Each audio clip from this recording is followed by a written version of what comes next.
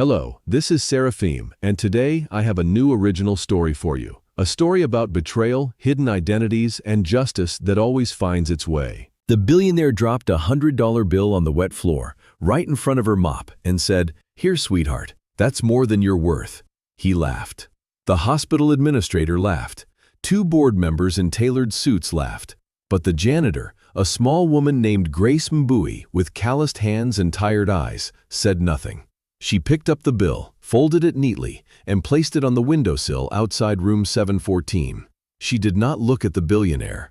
She did not look at the administrator. She looked through the glass at the sleeping boy in that room, and something ancient and fierce moved behind her eyes. Because what none of them knew, not the billionaire, not the administrator, not the doctors or the nurses or the board members drinking champagne on their guided tour, was that the 7-year-old child in room 714, the boy with the failing kidneys and the quiet smile, was the billionaire's own flesh and blood. And the janitor was the only person on earth who knew. But let me start from the beginning. Because this story did not begin in a hospital corridor. It began 7 years earlier, in the delivery room that smelled of blood and disinfectant, with a young woman screaming and a nurse holding her hand, making a promise that would shape the rest of her life. Grace Mbui was 43 years old when this story reached its peak, but she had been old for a long time. Not in her body, which was lean and strong from years of physical work, but in her spirit. She carried something heavy behind her ribs, something she never spoke about, something that made her move through the world with the careful attention of a woman who had seen too much and forgotten nothing. She worked the night shift at Mercy Children's Hospital in Atlanta, Georgia, from 10 at night until 6 in the morning, 5 nights a week, 50 weeks a year. She had done this for exactly 6 years, 11 months, and 14 days. She knew the count because she had started the job 2 weeks after a baby boy was admitted to the neonatal intensive care unit with a congenital kidney condition. That baby was now 7, and he was still here. Every night, Grace followed the same routine. She arrived at 9:45, 15 minutes before her shift, and changed into her uniform in the basement locker room. The uniform was a pale blue smock over gray pants, with soft-soled shoes that made no sound on the linoleum floors. She kept her locker neat. Inside the door, taped with yellowing Scotch tape, was a photograph of a young woman with braids and a wide, terrified smile, holding a newborn baby wrapped in a white hospital blanket. The photograph was creased from being folded and unfolded hundreds of times. Grace looked at it every night before she started work. She touched the face of the young woman with one finger. Then she closed the locker, picked up her mop and bucket, and began. She cleaned the 3rd floor first, then the 4th, then the 5th. She worked her way through pediatric oncology, the surgical recovery ward, and the long-term care wing with the same steady, unhurried rhythm. She knew every crack in every tile. She knew which rooms had children who cried at night, and she moved extra quietly past those doors. She knew which nurses were kind, and which ones looked through her like she was part of the furniture. She knew the sounds the building made when it settled in the small hours, the hum of the ventilation system, the distant beep of monitors, the soft shuffle of a parent walking the halls with a sleeping child against their shoulder. But every night, no matter what happened, Grace finished her work by 5:30 in the morning. And then she did something that no one understood. She walked down to the 1st floor, past the gift shop with its stuffed animals and wilting flowers, past the cafeteria where the coffee machines gurgled and hissed, and she pushed open the heavy wooden door of the hospital chapel. The chapel was small and plain. 8 wooden pews, a simple cross on the wall, a rack of electric candles that flickered with fake flames. The carpet was worn thin in the center aisle. Grace sat in the 2nd pew from the front, always on the left side, always in the same spot. She clasped her hands in her lap, she closed her eyes, and she prayed. She prayed for room 714. She prayed for the boy inside it. She prayed by name, though she said the name so quietly that even someone sitting next to her would not have heard it. She prayed for his kidneys, for his blood pressure, for his spirit, for his courage. She prayed that he would not be afraid. She prayed that he would live. She prayed for 20 to 30 minutes, depending on how her heart felt that morning, And then she opened her eyes, unclenched her hands, and walked out of the chapel into the gray Atlanta dawn. She caught the number 9 bus at the stop outside the hospital entrance, rode it for 42 minutes to the east side of the city, and let herself into a one-bedroom apartment above a laundromat on Candler Road. She ate a bowl of oatmeal. She slept until 3 in the afternoon. She got up, ate again, watched the news, ironed her uniform, and went back to work. This was her life. It had been her life for nearly 7 years. Nobody at the hospital knew why Grace prayed for room 714. The nurses on the night shift thought she was simply a religious woman with a soft spot for sick children. The security guard, a large man named Dwayne who watched the lobby cameras and drank Mountain Dew through the night, thought she was a little strange but harmless. "Miss Grace is just doing her thing," he would say to anyone who asked. "Leave the woman alone." The other janitors, a rotating cast of tired men and women who rarely lasted more than a few months, did not think about Grace at all. She was quiet. She did her work. She bothered no one. The only person who paid any real attention to Grace's nightly ritual was the hospital chaplain, a man named Reverend Thomas Achebe. Reverend Achebe was a tall Nigerian man with a shaved head and round glasses that made his eyes look too large for his face. He had been the chaplain at Mercy Children's for 11 years. He had held the hands of parents whose children were dying. He had prayed with teenagers who were losing their hair to chemotherapy. He had blessed babies who would never leave the hospital.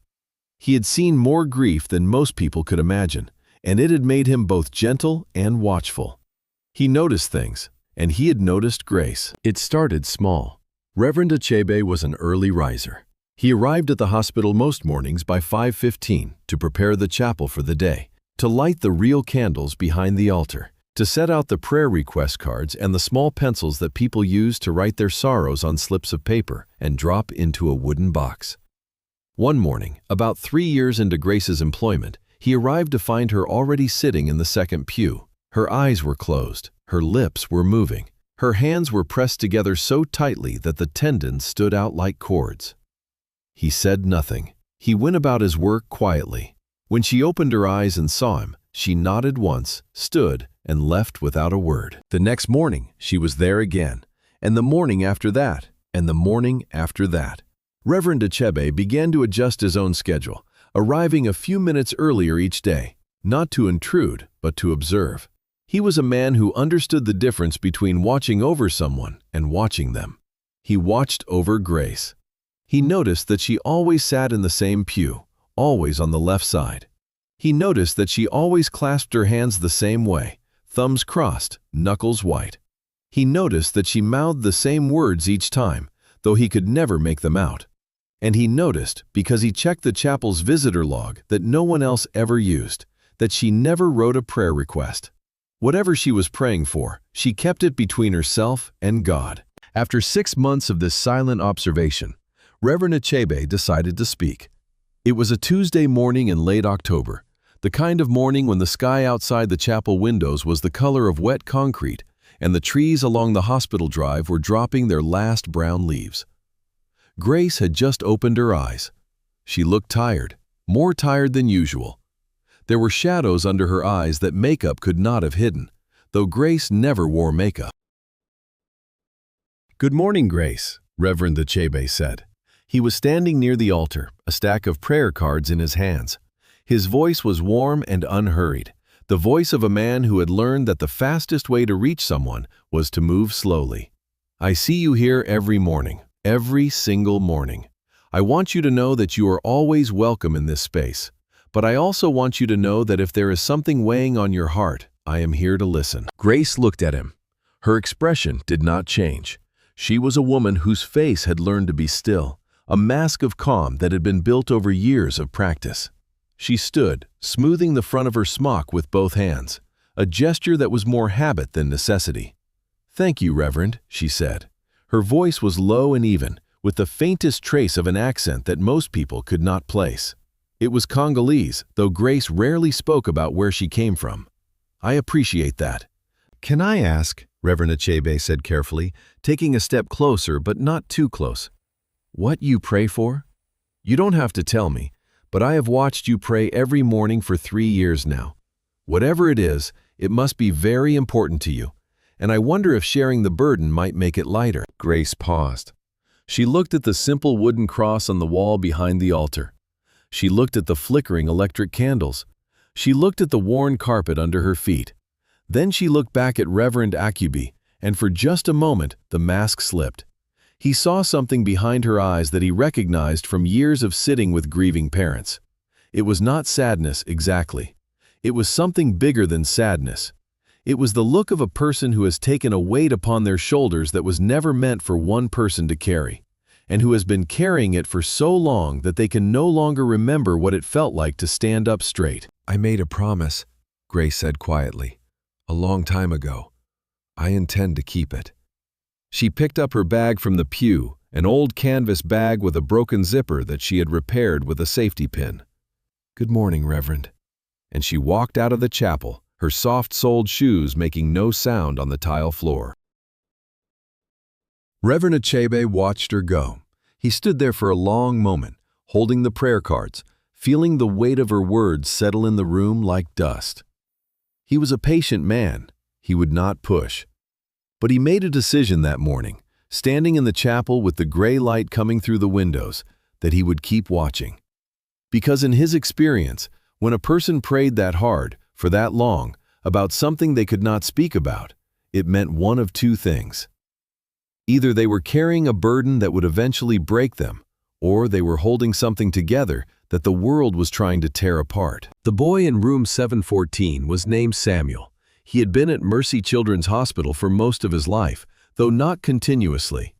He had been admitted as a newborn with bilateral renal dysplasia, a condition that meant his kidneys had not formed properly in the womb. In plain terms, his kidneys did not work the way they should. They never had. He needed dialysis 3 times a week, and he needed a transplant that had been on the waiting list for so long that the doctors had stopped promising it would come soon. Samuel was small for his age, thin in the way that children on long-term dialysis often are, with large brown eyes and a gap-toothed smile that he offered to anyone who came into his room. He liked to draw.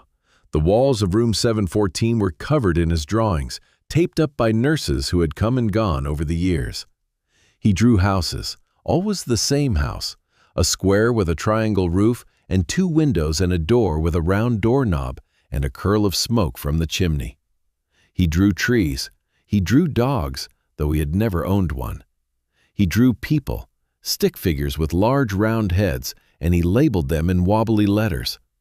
There was always a figure labeled me and a figure labeled my mom, though Samuel did not have a mother, at least not one who had ever visited him. He was a ward of the state of Georgia, placed in foster care at birth, and his medical needs were so complex that no foster family had ever kept him for long. Samuel's social worker, Patricia Hollins, checked on him once a month. She brought him books and coloring supplies, sat with him, fought with insurance companies, and navigated the endless bureaucracy of foster care. Every time she left room 714, she sat in her car in the hospital parking garage and pressed her forehead against the steering wheel and breathed deeply for 2 full minutes before she could drive away. What Patricia did not know, what no one knew except Grace, was the full story of how Samuel came to be in room 714. The official record said that he had been surrendered at birth by his biological mother, a woman listed on the paperwork as Jane Doe, no known address.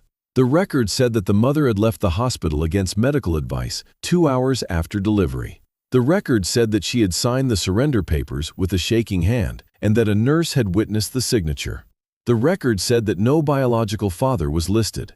The records were incomplete. They told the facts, but they did not tell the truth. Grace knew the truth. She knew it because she had been there. 7 years ago, Grace Mbui had not been a janitor.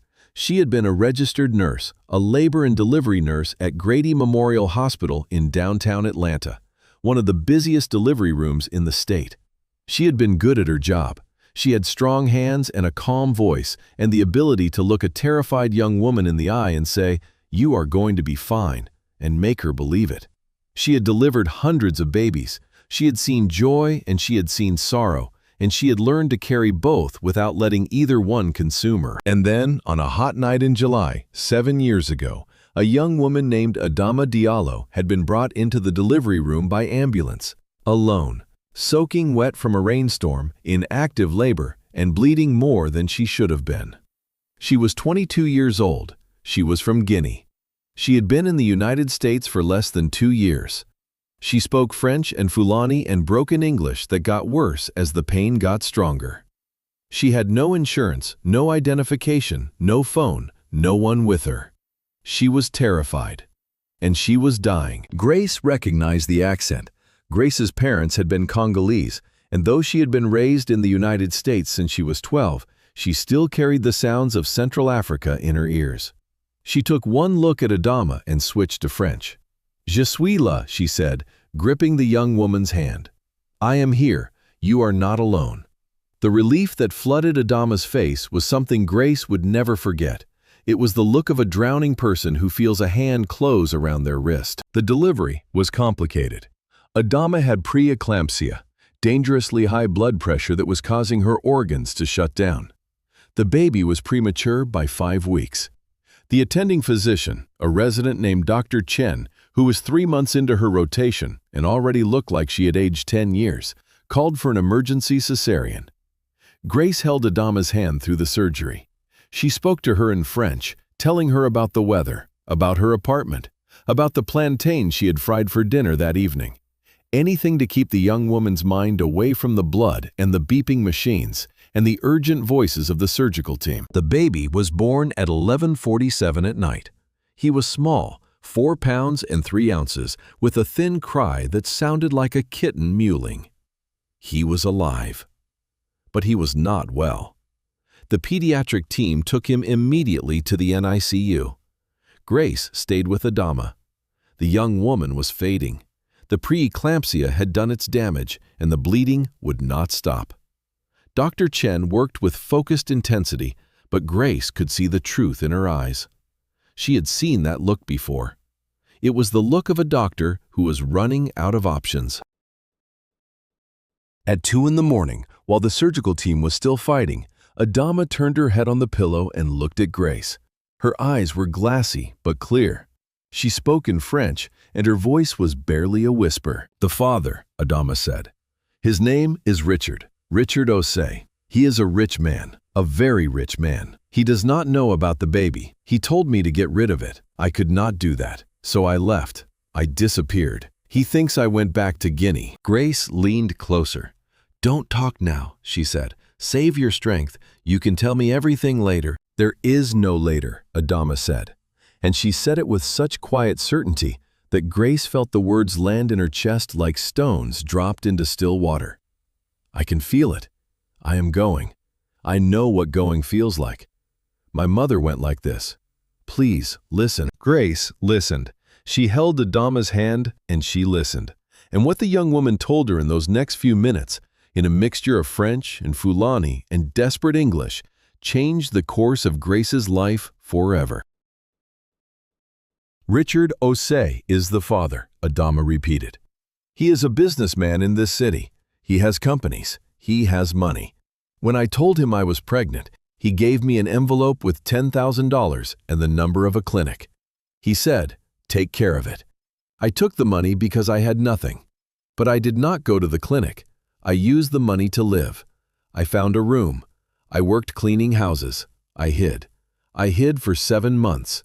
And now the baby is here and I am going, and I need you to promise me something." "Anything," Grace said, because what else could she say to a dying woman who was 22 years old and alone in a foreign country and holding a nurse's hand because there was no one else in the world to hold? "Promise me you will watch over my son," Adama said.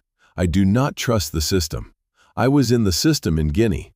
I know what happens to children no one claims. Promise me you will make sure he is not forgotten. Promise me you will be his eyes when I cannot see. Promise me you will pray for him when I cannot pray." Her grip on Grace's hand tightened, and her nails dug into Grace's palm, and Grace felt the crescent-shaped marks forming and did not pull away. "I promise," Grace said. "One more thing," Adama said. Her voice was fading. each word requiring more effort than the last. "Do not tell Richard, not yet. He does not deserve to know. He threw us away like garbage. If he comes for the boy, it must be because God brings him, not because someone told him. Do you understand? If he finds out on his own, if God puts the boy in his path, then maybe he has changed. But if you tell him, he will only come for the wrong reasons.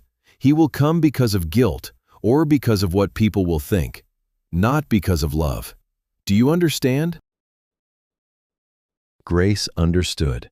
She did not agree, not entirely, but she understood. And a promise made to a dying woman is not a thing you argue with. You hold it. You carry it. You keep it, even when it bends your spine and shortens your breath and makes you old before your time. Adama Diallo died at 4:17 in the morning. She was 22 years old. She had been a mother for 4 hours and 30 minutes. The cause of death was recorded as complications from severe preeclampsia and postpartum hemorrhage. Her body was held at the county morgue for 60 days. No one claimed it. She was buried in a public cemetery in an unmarked plot on the south side of Atlanta. And the only person who attended was Grace Mbui, who stood alone in the rain with a single white flower and whispered a prayer in French and Lingala and English, covering all the languages of the dead woman's short and brutal life. The baby survived.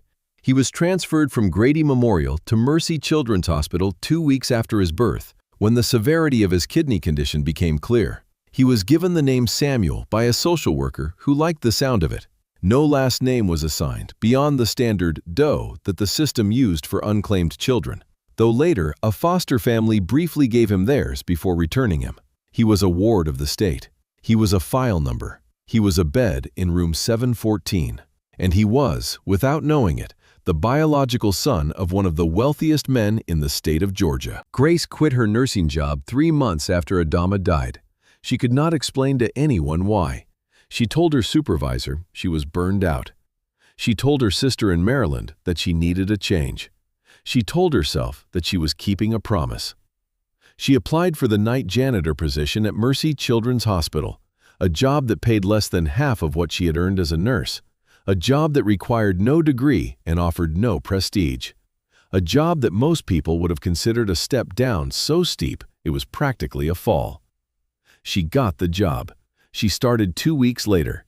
She has been mopping the floors of Mercy Children's Hospital ever since. She chose the night shift for a reason. At night, the hospital was quieter. The hallways were dimmer. The administrators and executives and board members were home in their beds. At night, Grace could pause outside room 714 without anyone asking why. She could look through the window at the sleeping boy. She could check the whiteboard on his door, the one that listed his medications and his dialysis schedule and the name of his attending physician. She could see with her own eyes that he was still alive, still breathing, still fighting. And then she could go to the chapel and pray for him, the way she had promised his mother she would. She never entered his room. She never spoke to him. She never introduced herself. She was careful about this. She understood that a janitor who showed too much interest in a specific child would attract attention, and attention would lead to questions, and questions would lead to the truth, and the truth was not hers to tell. Adama had been clear about that. So Grace watched from the hallway. She learned Samuel's rhythms the way a person learns the rhythms of someone they love.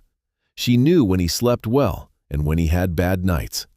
She knew when the dialysis left him tired and when he bounced back with the stubborn energy that small children seem to pull from some hidden reserve. She knew when new drawings appeared on his walls and when old ones were taken down. Grace's apartment on Candler Road was small and clean and almost bare. She had a bed, a kitchen table with 2 chairs, though no one ever sat in the second one, a television that she watched with the volume low, and a bookshelf with 11 books, mostly novels in French. On the kitchen wall, held up by a single thumbtack, was another copy of the photograph from her locker. Adama, with braids and a terrified smile, holding newborn Samuel in a white hospital blanket. Grace had taken the photo herself in the delivery room, in the brief window between the birth and the emergency. She had printed 2 copies at a drugstore the next day, one for the locker, one for the wall. She looked at it every morning when she ate her oatmeal, and every afternoon when she woke up, and every evening before she left for work. She did not look at it to be sad. She looked at it to remember. To remember why she mopped floors at night. To remember why she lived on canned beans and rice and oatmeal and sent nothing to no one and saved nothing for herself. To remember Adama's face and Adama's words and Adama's grip on her hand and the crescent-shaped marks that had taken 3 days to fade. There was one luxury Grace allowed herself. Every Saturday, on her day off, she walked to a small African grocery store on Memorial Drive and bought a single plantain. She fried it the way her mother had taught her, in a cast-iron skillet with a little palm oil, and she ate it slowly, standing at the kitchen counter, looking out the window at the parking lot of the laundromat below. It was not much, but it was hers. And in a life built around a promise to a dead woman, even a small pleasure was a form of resistance against despair. Now, about Richard Osei. To understand what happened in the hospital corridor, you have to understand who Richard Osei was. And to understand who he was, you have to understand where he came from, because the distance between where he started and where he ended up was the kind of distance that can either make a person humble or make them cruel. In Richard's case, it had done both at different times, and the cruelty had won. Richard Osei was born in Kumasi, Ghana, the second son of a cocoa farmer who owned 12 acres of land and considered himself prosperous. He came to the United States at 17 on a student visa, with a suitcase, $800, and an acceptance letter to a state university in Georgia that he had earned through test scores so high they made the admissions officer check twice.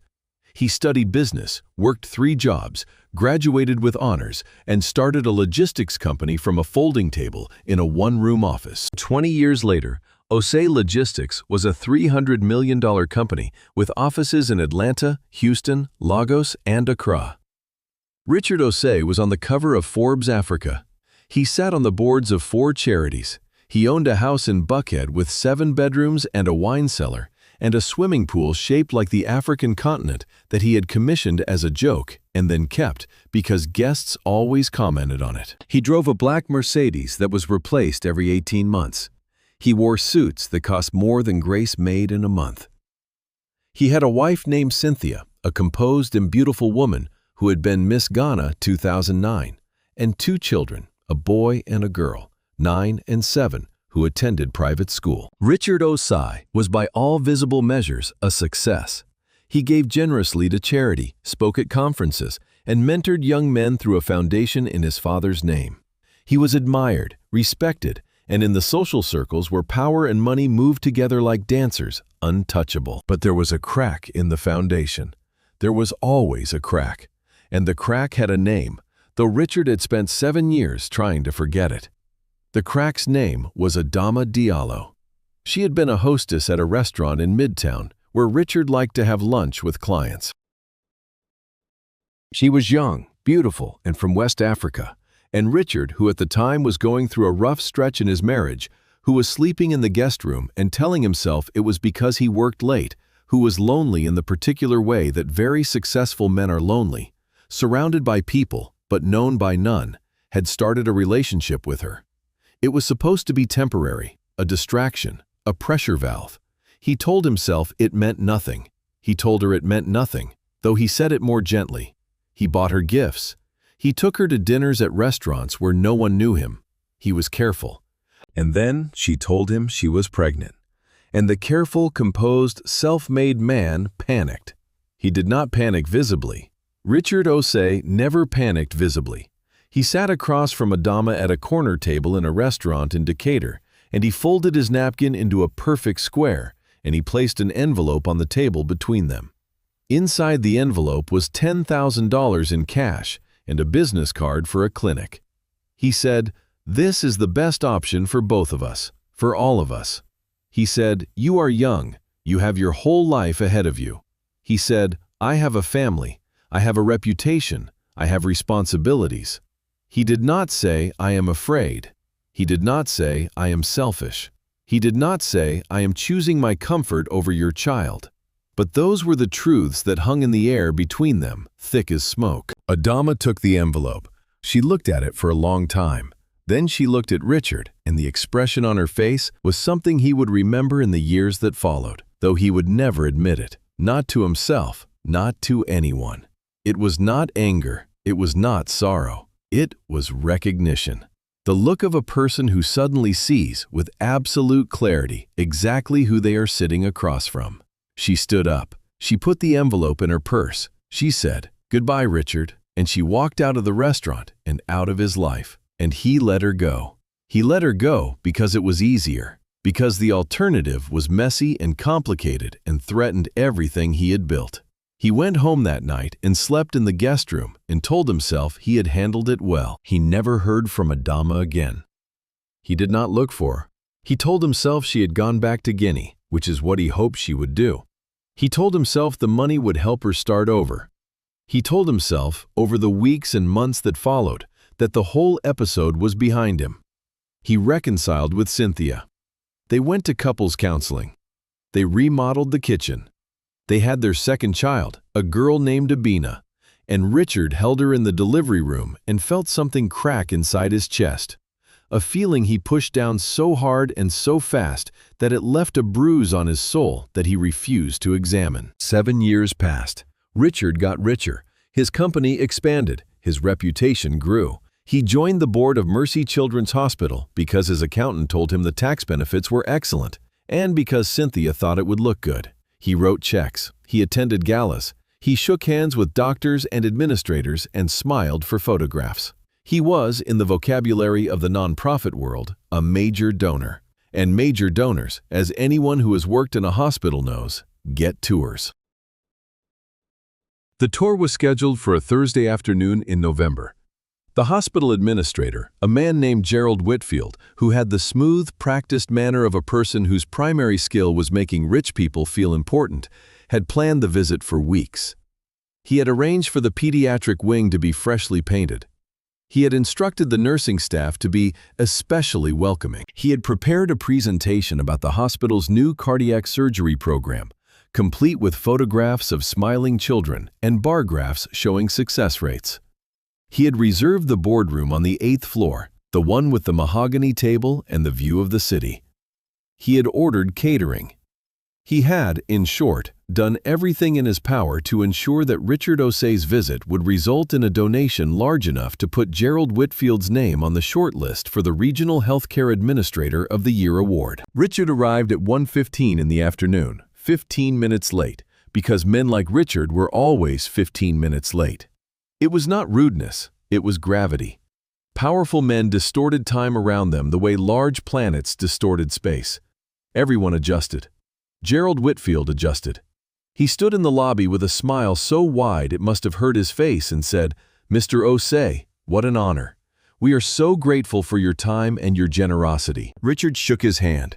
He was wearing a navy suit, no tie, with a gold watch that caught the fluorescent light and threw small reflections on the lobby walls.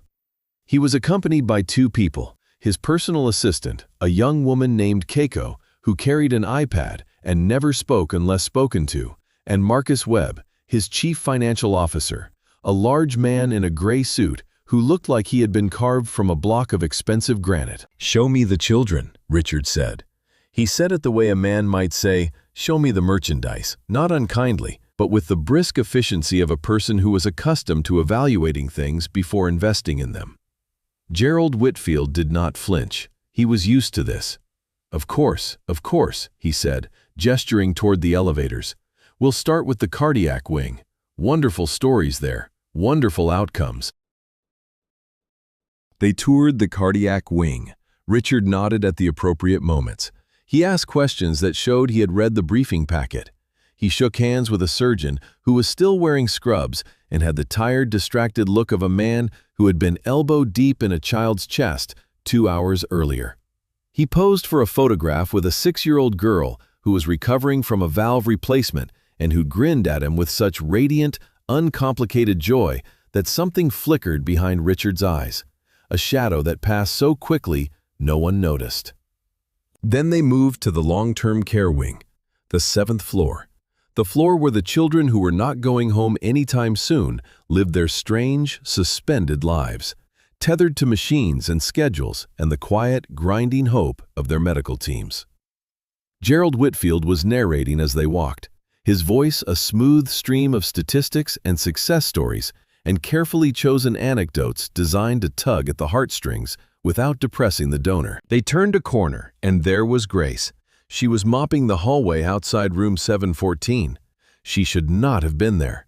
Her shift started at 10 at night, not 1 in the afternoon. But Samuel had had a rough night, a fever that spiked and broke and spiked again.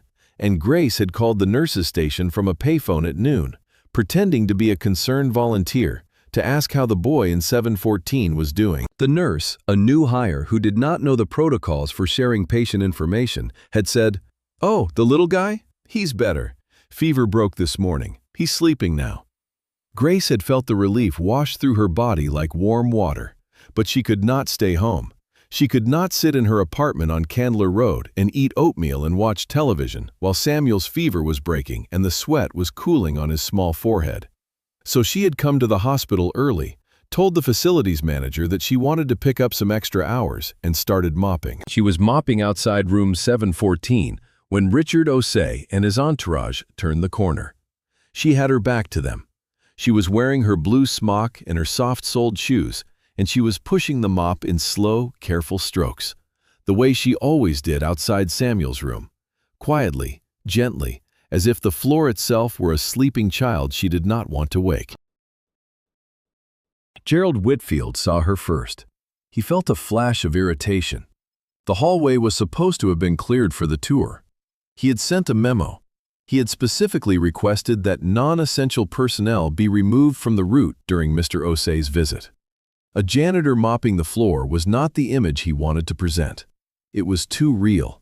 It reminded people that hospitals were places of sickness and hard labor, not showcases for philanthropy. Richard saw her next.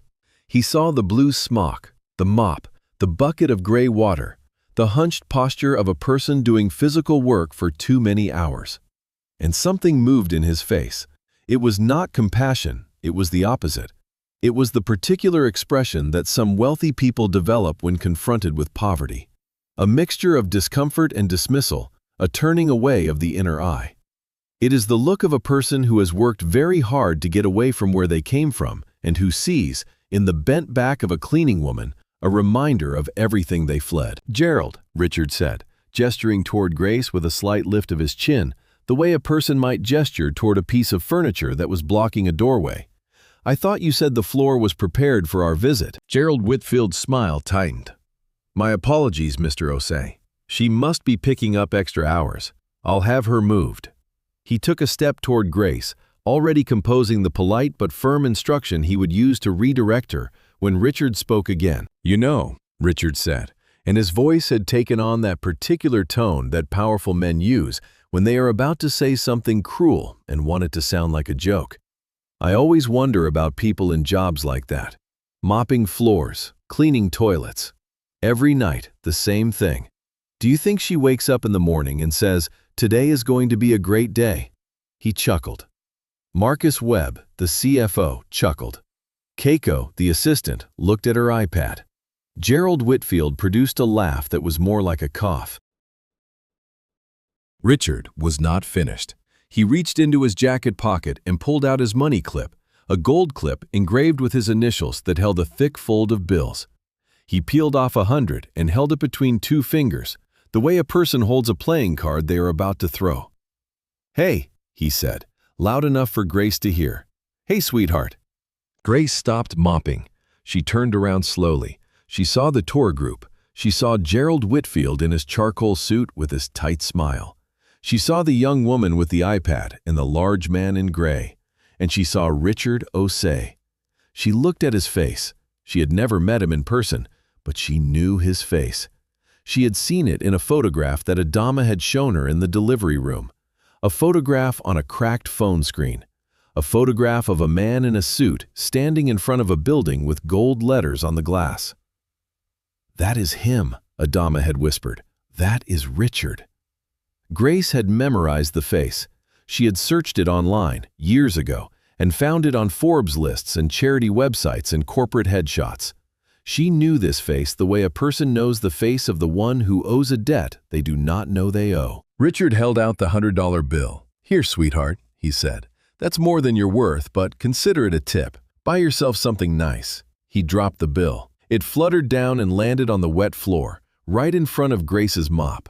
There was a moment of silence. Gerald Whitfield's smile was frozen. Marcus Webb shifted his weight. Keiko looked up from her iPad for the first time. Grace looked at the bill on the wet floor.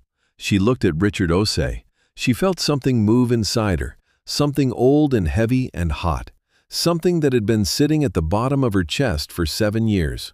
It rose up through her body, through her stomach and her lungs and her throat, and it reached her eyes, and for 1 second, one bright and terrible second, she almost spoke.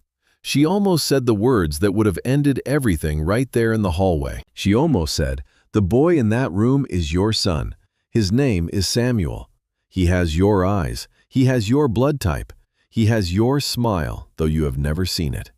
His mother died giving birth to him because she was alone and afraid and had no one, because you gave her an envelope of cash and told her to take care of it.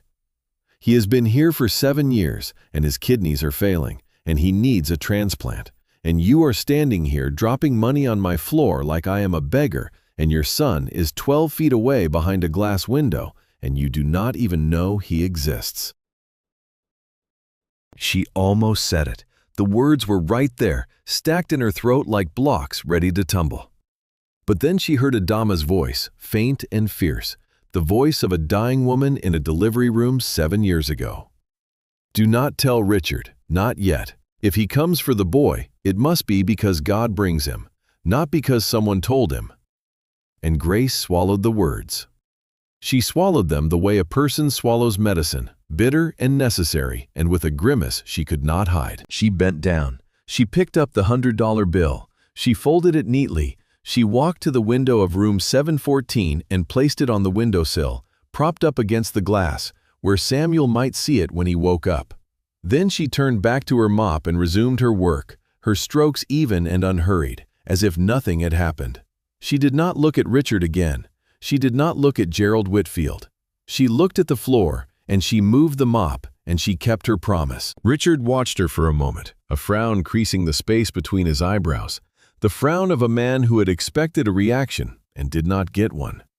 Then he turned back to Gerald. "Shall we continue?" he said. And they continued. They walked past room 714 without stopping. They walked past the window where Samuel was sleeping, his small chest rising and falling under a thin hospital blanket, his drawings covering the walls, his life contained in a 12 by 14-foot room with a view of the hospital parking garage. Richard did not look in. He had no reason to look in. It was just another room, just another sick child, just another statistic in the briefing packet. But Reverend Thomas Achebe had been watching. He had been on the 7th floor that afternoon because a child in room 702 was going into surgery and the parents had asked for a prayer. He had stepped out of the room just in time to see the tour group in the hallway. He had seen the $100 bill drop. He had seen Grace pick it up and place it on the windowsill. He had seen the look on her face, the look that was far too large and far too fierce for a janitor who had just been insulted by a stranger. He had seen her swallow something, and he knew, with the instinct of a man who had spent his life reading human pain, that what she had swallowed was not just anger. It was a truth she was holding in her body the way a dam holds water under enormous pressure every single day. That evening, after the tour was over, after Richard Osei had signed a pledge for $2 million and shaken Gerald Whitfield's hand and driven away in his black Mercedes, Reverend Achebe went looking for Grace. He found her in the basement, restocking her supply cart with paper towels and disinfectant. She was moving with the same calm efficiency she always moved with, but her hands were trembling slightly, a tremor so faint that only someone who was looking for it would have noticed. "Grace," Reverend Achebe said. He leaned against the doorframe of the supply closet. He did not enter. He understood that cornering a person in a small space was not the way to open a conversation. "I saw what happened upstairs," with the donor. Grace's hands stopped moving. She held a package of paper towels against her chest. "It was nothing, Reverend," she said. Her voice was flat, the voice of a person who has practiced saying "it was nothing" so many times that the words have lost all meaning. "It was not nothing," Reverend Achebe said gently. "A man insulted you. He threw money at you like you were beneath him. That is not nothing. And I saw how you reacted. I saw you put the money on the windowsill outside room 714. He paused. "Grace, I have been watching you for 3 years. You pray for that room every morning. You come in on your days off. You adjust your schedule to be near that floor. And today, when that man insulted you, the first thing you did was look through the window at the child in that room. Not at the man who insulted you, at the child." Grace set the paper towels down. She stood very still. The supply closet was small and smelled of bleach and floor wax, and the fluorescent light overhead buzzed with a faint, persistent hum. She looked at Reverend Achebe, and he saw the mask begin to crack. Not all at once, but slowly, like ice on a lake in early spring. Small fissures spreading from the center. "Reverend," she said, and her voice was different now, lower, rougher, the voice beneath the voice. "I am tired. I have been tired for 7 years. I made a promise to a woman who was dying, and I have kept that promise every single day, and I will keep it until my last breath or until God tells me otherwise. But I am tired, and today, that man standing in this hallway, laughing at me, dropping money on my floor, he does not know what he has done. He does not know what is 12 feet away from him. He does not know, and I cannot tell him, and the weight of that is something I cannot describe to you." Reverend Achebe was quiet for a long moment. He looked at Grace with the steady, unwavering attention of a man who understood that some stories could only be told in the spaces between words. "I do not need you to tell me everything," he said finally. "Not now, not tonight. But I want you to know that whatever you are carrying, you do not have to carry it alone. That is what the chapel is for. That is what I am for." Grace pressed her lips together. Her eyes were bright, but she did not cry. She was a woman who had taught herself not to cry a long time ago, because crying was a luxury that required time and privacy, and the belief that tears would change something, and she had none of those things. "Thank you, Reverend," she said. "I will think about it." She went back to restocking her cart. Reverend Achebe watched her for a moment, then pushed himself off the doorframe and walked down the hallway. He did not go home. He went back to the chapel. He sat in the second pew from the front, on the left side, in Grace's spot. He closed his eyes, and for the first time in a very long time, Reverend Thomas Achebe prayed not for a child or a parent or a patient, but for a janitor. He prayed for Grace Mbui because he could feel, with every fiber of his pastoral instinct, that a storm was coming. He just did not know yet how big it would be. The days after the tour were strange. Grace went about her routine, mop and bucket and chapel and bus and oatmeal and sleep, but something had shifted. The encounter with Richard had disturbed the careful equilibrium she had built around herself. She had been balancing for 7 years on a wire stretched between 2 impossible demands: the promise to watch over Samuel and the promise not to tell Richard. And the wire was thinner than it had ever been. Seeing Richard in person, hearing his voice, watching him drop that bill on the floor with such casual contempt had done something to the tension. It had tightened the wire, and Grace could feel it vibrating under her feet. She found herself standing outside room 714 for longer stretches at night. She would stop mopping and just stand there, her hands on the mop handle, looking through the glass at Samuel. He was small in the hospital bed, surrounded by machines that hummed and clicked and beeped. And sometimes he talked in his sleep, fragments of words and half-sentences that Grace could not hear through the glass, but could see in the movement of his lips. She wondered what he dreamed about. She wondered if he dreamed about the house he always drew, the square house with the triangle roof and the curl of smoke, and the stick figure labeled, "My Mom." She wondered if he knew, in some deep, wordless part of himself, that someone stood outside his window every night and prayed for him. One night, about a week after the tour, something happened that Grace had not prepared for. She was mopping outside 7:14 at her usual time, around 3 in the morning, when Samuel woke up. She saw him stir in the bed, saw his eyes open, saw him look around the dim room with the confused, blinking look of a child pulled from sleep by nothing in particular. And then he looked at the window. He looked directly at Grace. Their eyes met through the glass, and Grace felt something break inside her chest, a clean, sharp snap, like a branch that has been bending under snow for too long. Samuel did not look afraid. He looked curious.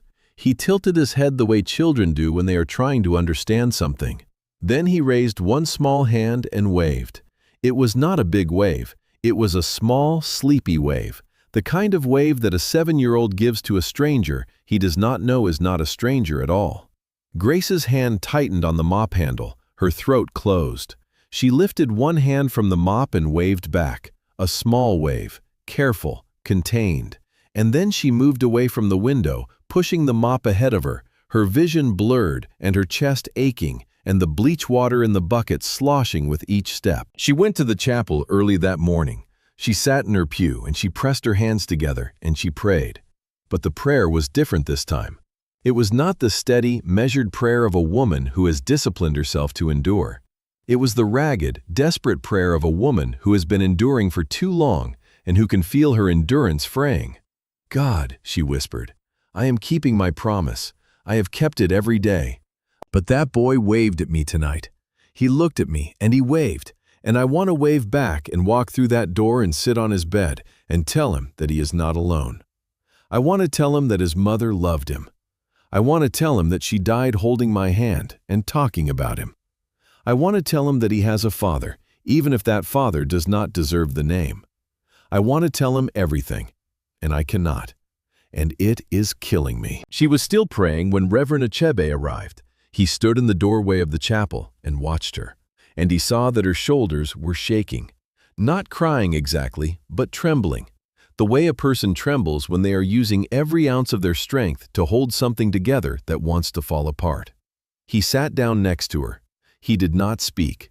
He placed his hand on the wooden pew between them, palm up, an offering. After a long moment, Grace placed her hand on his. Her fingers were cold. She did not look at him.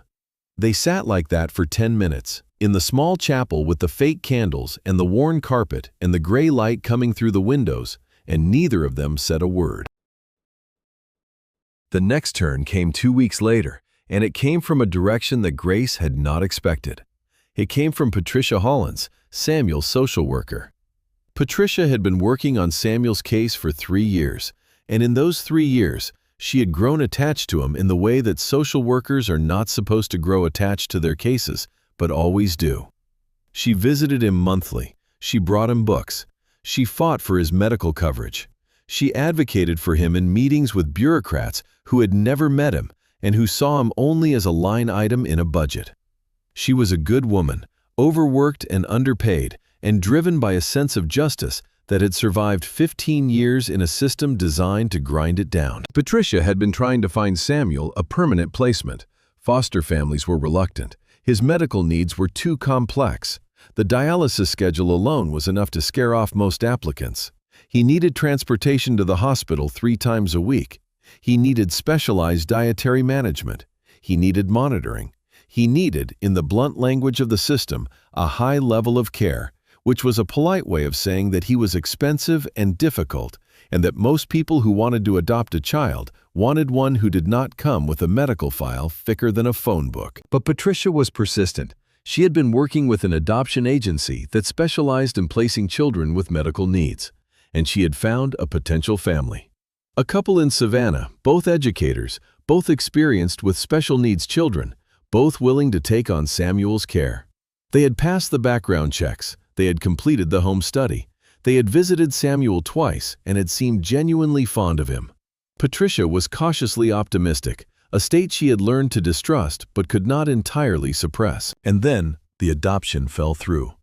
The couple in Savannah called Patricia on a Monday afternoon and said, in the careful, rehearsed tones of people who have been practicing what to say, that they had decided they were not in a position to provide the level of care Samuel requires. The wife cried. The husband apologized. They used words like heartbreaking and difficult decision and best interests of the child. And Patricia sat in her office and listened and said she understood, because that was what she was trained to say. After she hung up, she closed her office door and put her head on her desk and stayed that way for 5 minutes. Then she picked up the phone and called the hospital to tell them. The news hit the nursing staff hard. Denise, who had been on the 7th floor for 8 years and had changed Samuel's dialysis dressings more times than she could count, went into the break room and stood in front of the vending machine for 3 minutes without buying anything, just staring at the rows of candy bars and chips as if they held the answer to a question she could not articulate. Grace heard the news the same night. She heard it the way she heard most things about Samuel's life, indirectly, through the ambient information that floated through the hospital's hallways at night like pollen. She heard 2 nurses talking at the 7th floor station while she mopped the corridor nearby. They did not lower their voices because Grace was just the janitor, invisible, part of the furniture, and people said things around furniture that they would not say to another person's face. The Savannah couple backed out, one nurse said. She was pouring coffee from a thermos, and the steam rose in a thin curl. Patricia called this afternoon. They couldn't handle the medical stuff. I knew it, the other nurse said. She was scrolling through her phone, not looking up. I told you, nobody's going to take that on. The kid's a lifer. Don't say that. I'm not being cruel, Denise. I'm being realistic. He needs a transplant that's not coming. He needs a family that doesn't exist. He's going to age out of the system in his hospital bed. It happens. You know it happens. Denise set down her thermos. He's 7 years old. He draws houses with chimneys. He waved at the janitor last week. He's not a statistic. I didn't say he was a statistic. I said he's a lifer. There's a difference. The nurse paused.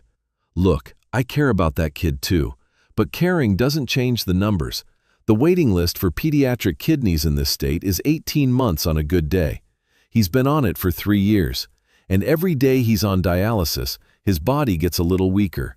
You know the numbers. Grace stood in the hallway with her mop and listened to every word, and each word landed on her chest like a small, precise hammer blow.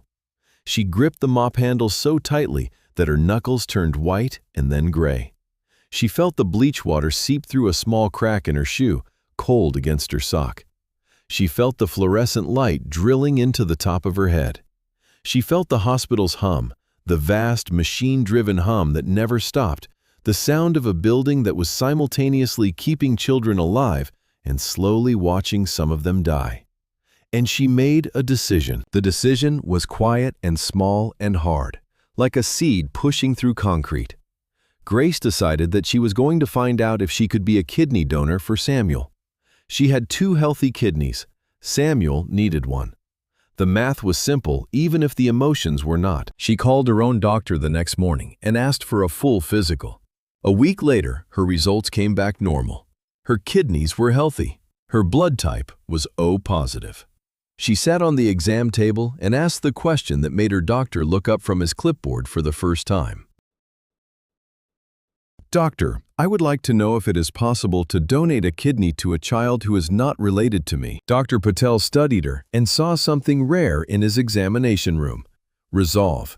Not desperation, but the calm resolve of a person who has thought about something for a very long time. It is possible, he said, but the process is long. Compatibility testing, psychological evaluations, legal requirements. It can take months. I have been waiting for 7 years, Grace said. Months is nothing. Dr. Patel wrote her a referral to the transplant center at Mercy Children's Hospital. Grace took the paper, folded it, and put it in her canvas bag with the broken zipper. She walked to the bus stop. She rode the bus home. She ate her oatmeal. She looked at the photograph of Adama and Samuel on her kitchen wall. And for the first time in a long time, she felt something that was not grief or duty or exhaustion. She felt hope. It was small, tentative, more like a question than a statement, but it was there. She cupped it in her hands like a candle flame in the wind. But what Grace did not know was that registering as a donor at the same hospital where she worked would set off a chain reaction. The transplant center had records. Records had names. and names had a way of finding their way to exactly the wrong desk at exactly the wrong time. For now, though, Grace went to work. She mopped, she watched, she prayed. And one night, for the second time, Samuel woke up and saw her at the window. This time, he did not just wave. He pressed his small hand flat against the glass, fingers spread, and he mouthed a word that Grace could not hear, but could read as clearly as if he had shouted it. Hi. Grace pressed her hand against the glass on the other side. Their palms aligned, separated by a quarter-inch of cold, clear glass. She mouthed the word back. Hi. She held it for 3 seconds, 4, 5, and then she pulled her hand away and picked up her mop and moved on. Because if she stayed 1 second longer, she would have opened the door, and if she opened the door, she would have sat on his bed, and if she sat on his bed, she would have told him everything. And Adama's voice, faint but unbreakable, whispered in her ear, "Not yet, not yet." 2 weeks passed. Grace submitted her application to the transplant center. She filled out the forms at the kitchen table in her apartment with a blue ballpoint pen that she pressed so hard it left grooves on the page beneath. The forms asked for her name, her date of birth, her medical history, her blood type, her relationship to the intended recipient. She paused at that question. She stared at the options: parent, sibling, spouse, other relative, unrelated. She checked unrelated. She wrote in the margin, in small, careful letters, "I am his guardian angel." Then she crossed it out and wrote, "family friend." Then she crossed that out too and left the box checked and the margin blank. She mailed the forms the next morning. 3 days later, she received a phone call. It was from the transplant coordinator at Mercy Children's, a woman named Dr. Sarah Monroe, who had a voice like warm honey and the organizational precision of a Swiss clock. Dr. Monroe said that Grace's application had been received, that her blood type was a potential match, and that she would need to come in for a series of compatibility tests. Grace scheduled the first appointment for the following Tuesday, her day off. On Tuesday, Grace walked into Mercy Children's Hospital at 9 in the morning, wearing her own clothes for the first time in 7 years. She felt strange. The hospital looked different in daylight, full of people who moved with urgency instead of the slow rhythms of the night shift. In her blue smock, she was invisible. In her own clothes, she was a person. She found the transplant center on the 2nd floor, sat in a waiting room with soothing watercolor prints and a fish tank where 3 angelfish moved in slow, pointless circles. She gave blood, answered questions, and endured 3 hours of testing. When they were done, Dr. Monroe came out personally, which Grace later realized was unusual. "Ms. Mbui," Dr. Monroe said, sitting beside her, "your preliminary results look very promising. Blood type compatible, tissue typing better than we usually see in unrelated donors. We'll need more testing, a CT scan, psychological evaluation, 6 to 8 weeks for full evaluation, then another 4 to 6 for surgery, 3 to 4 months realistically." "Will he last that long?" Grace asked. Dr. Monroe paused. Grace caught it. She was a nurse. She knew what pauses meant. "Samuel is stable, but dialysis is a bridge, not a destination. The sooner we transplant, the better." "Then let's be fast," Grace said. Dr. Monroe shook her hand. "I'll be in touch." Grace walked out of the transplant center and stood in the 2nd floor hallway for a moment, breathing. She looked left, toward the elevators that would take her to the 7th floor, to room 714, to Samuel. She wanted to go. She wanted to go more than she had ever wanted anything. But it was daytime. The hallway was full of people. She was wearing her own clothes. She would be noticed. She would be questioned. She turned right and walked to the stairs, and went down and out and caught the number 9 bus home. That night, she went to work. She mopped the floors. She stood outside room 714 and watched Samuel sleep. She went to the chapel. She prayed. But the prayer was different this time. For the first time in 7 years, she was not just praying for Samuel to survive. She was praying for a future, a real future. A future where he had a working kidney and a chance at a normal life, and someone, somewhere, who would be his family. She was not foolish enough to think that donating a kidney would make her his family. The system did not work that way. But she prayed that the kidney would buy him time, and that time would bring him whatever God had planned. And then the storm hit. It hit on a Wednesday morning, 3 weeks after Grace's preliminary tests, in the form of an email that landed on Gerald Whitfield's desk like a grenade with the pin already pulled. Gerald Whitfield, the hospital administrator, had a habit of reviewing the transplant center's weekly reports. He did this not because he cared about the medical details, but because transplant stories were excellent fundraising material. A successful transplant, especially a pediatric kidney transplant, was the kind of story that made donors open their wallets. He skimmed the reports for names and details that he could use in his next newsletter or his next donor dinner speech. On this particular Wednesday, Gerald opened the transplant center's activity report and saw a name he recognized. Grace Mbui, night custodial staff, has been entered into the Living Donor Evaluation Program as a potential kidney donor for patient S. Doe, room 714. Gerald read the line twice. He set down his coffee cup. He leaned back in his leather chair, and he began to think. Gerald Whitfield was not a bad man, exactly. He was a man whose primary orientation was institutional. He thought about what was good for the hospital and what was good for Gerald Whitfield, and in his experience, those two things were usually the same. The janitor offering to donate a kidney to a patient she had no official relationship with was unusual. And unusual things, in a hospital, could be either wonderful stories or terrible liabilities. What caught Gerald's eye was the room number. Room 714. The same room the janitor mopped outside every night. The same room she prayed for every morning. He pulled up Samuel's file and scrolled through it, looking for a connection. And there, buried deep in the original admission records from Grady Memorial Hospital, he found a note in careful nurse's handwriting. Delivering nurse, G. Mbui, RN. Mother expired postpartum. Nurse present at time of death. Gerald felt the pieces clicking together. Grace had delivered Samuel. She had been with the mother when she died, and now, 7 years later, she was mopping floors in the same hospital, praying every morning and offering to give the boy her kidney.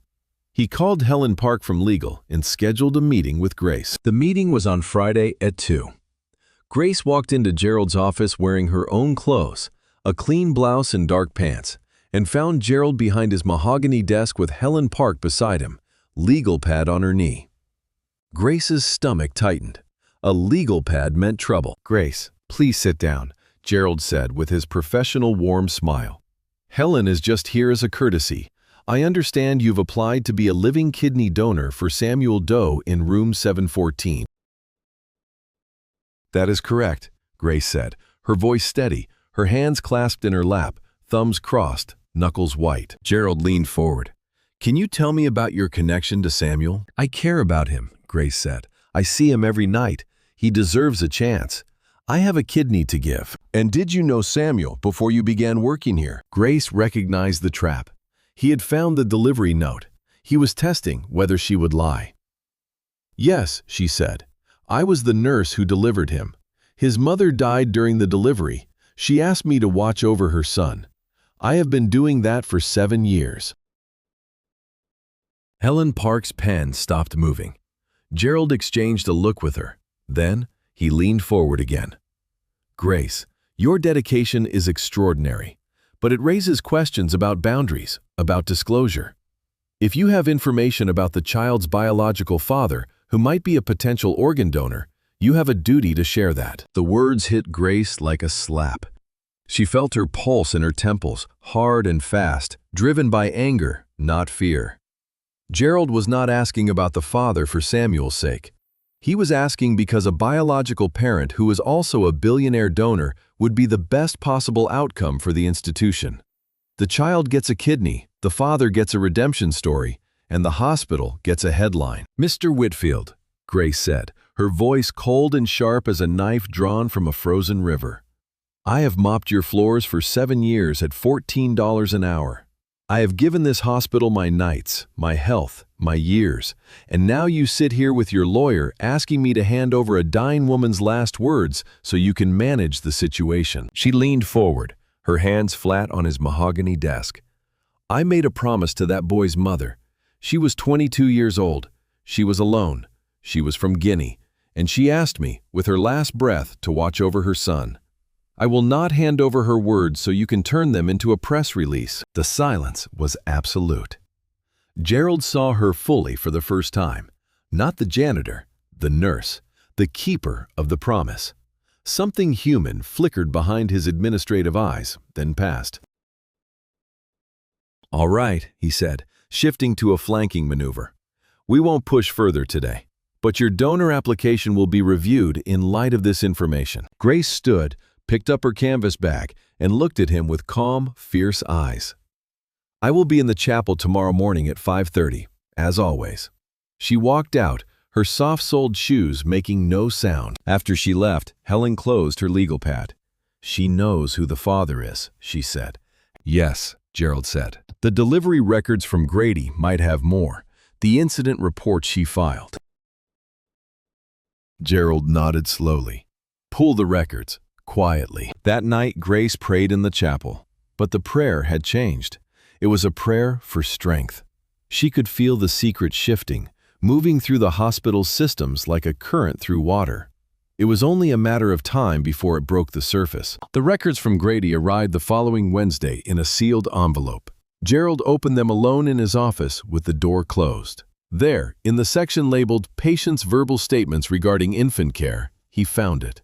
Grace's careful handwriting. Patient Adama Diallo stated that the biological father of the infant is Richard Osei. Patient stated that Mr. Osei is unaware of the pregnancy. Patient requested that Mr. Osei not be contacted. Gerald read the name 3 times. Richard Osei, his $2 million donor, the man who had dropped a $100 bill on the janitor's floor, the man whose biological son had been lying in a hospital bed 12 feet from where he stood. Gerald felt the world rearrange itself around him. He picked up the phone.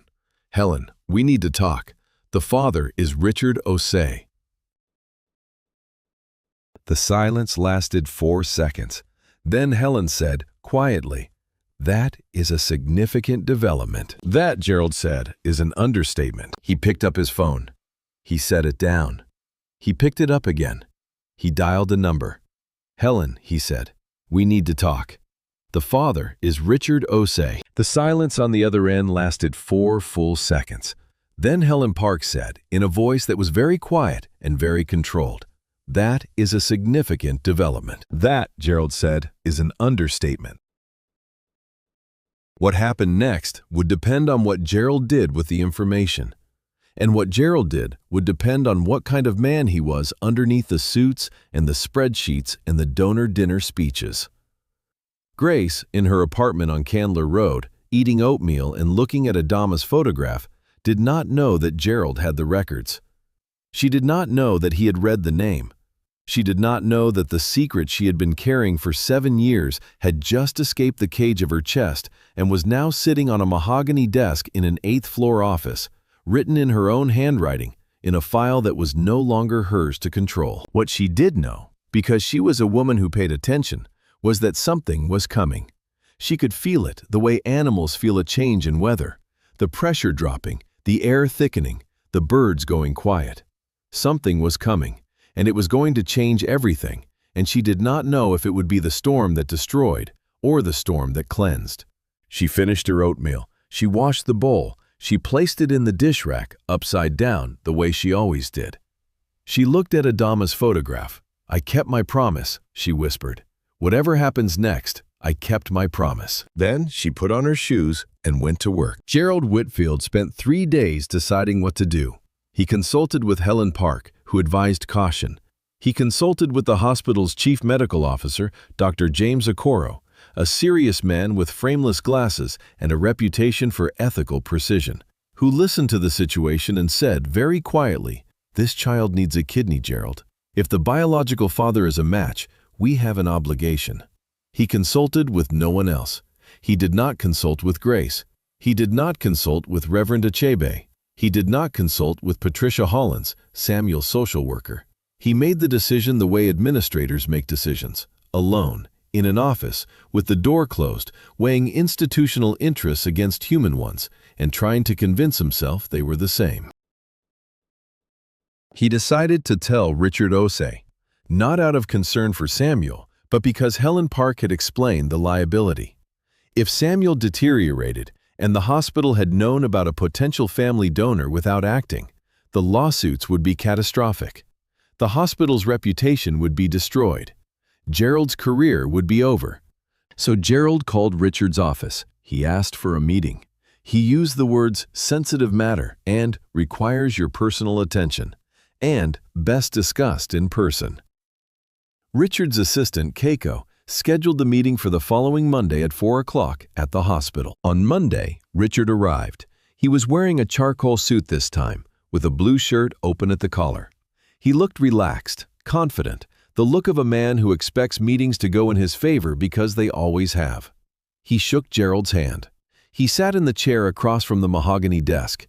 He crossed one leg over the other. "What's this about, Gerald?" he said. "Your message was cryptic." Gerald Whitfield looked at Richard Osei and felt for the first time in his administrative career a genuine reluctance to speak. What he was about to say would detonate a bomb in this man's life. It would shatter the careful, curated exterior that Richard had spent 20 years constructing. It would reach into the past and drag something forward that Richard had buried. And the thing that it dragged forward would have a face and a name and failing kidneys and a gap-toothed smile. "Richard," Gerald said, "what I'm about to tell you is confidential. It involves a patient in this hospital, a child."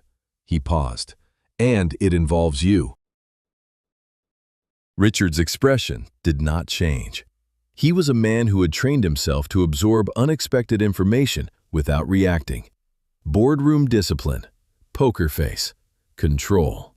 But Gerald noticed that the hand resting on Richard's crossed knee tightened, just slightly, the fingers pressing into the fabric of his trousers. "Go on," Richard said. "7 years ago," Gerald said, "a child was born at Grady Memorial Hospital. The mother was a young woman from Guinea named Adama Diallo. She died during delivery.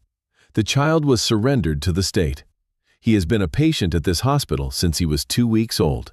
He has a congenital kidney condition. He needs a transplant." Gerald paused again.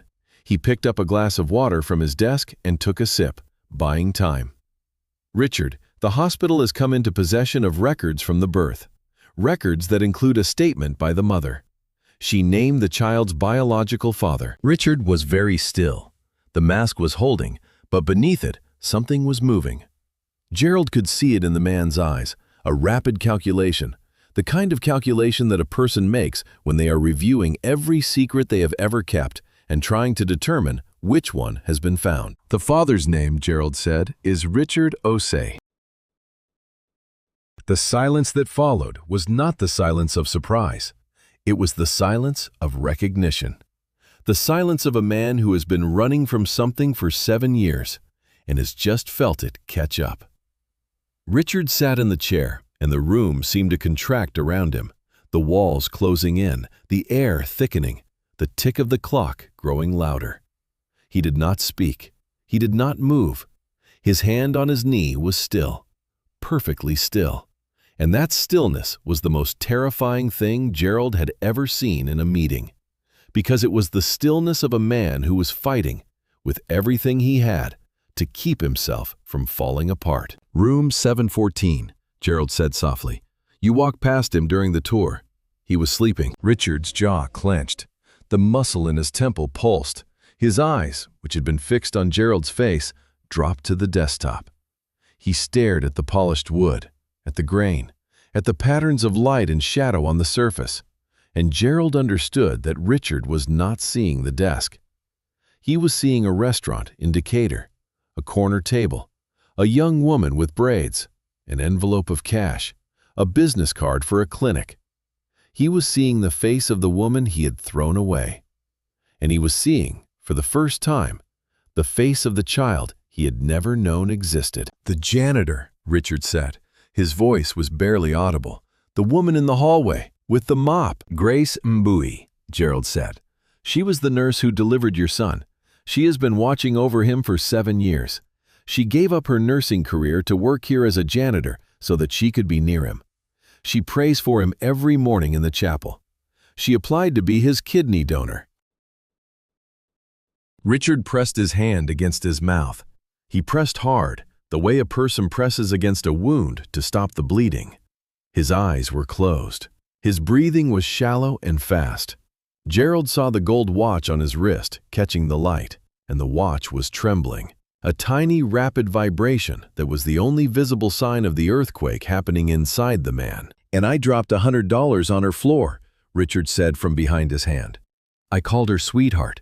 I said she was worth less than the bill." Gerald said nothing. There was nothing to say. Some truths are so heavy that words bounce off them like rain off a stone. Richard stood up. He did not stand up the way he usually stood up, with the fluid, confident motion of a man who owned every room he entered. He stood up the way a person stands up after being hit, unsteady, gripping the arm of the chair, his body betraying him. He walked to the window. He looked out at the parking lot, at the ambulances, at the trees dropping their leaves, at the gray sky. He stood there for a long time. "I want to see him," Richard said. "I would advise against that right now," Gerald said. "There are legal considerations. The child is a ward of the state. You would need to work with the social worker, with the court, with family services. If you show up at his bedside without the proper authorizations, it could complicate things." "I want to see him," Richard repeated.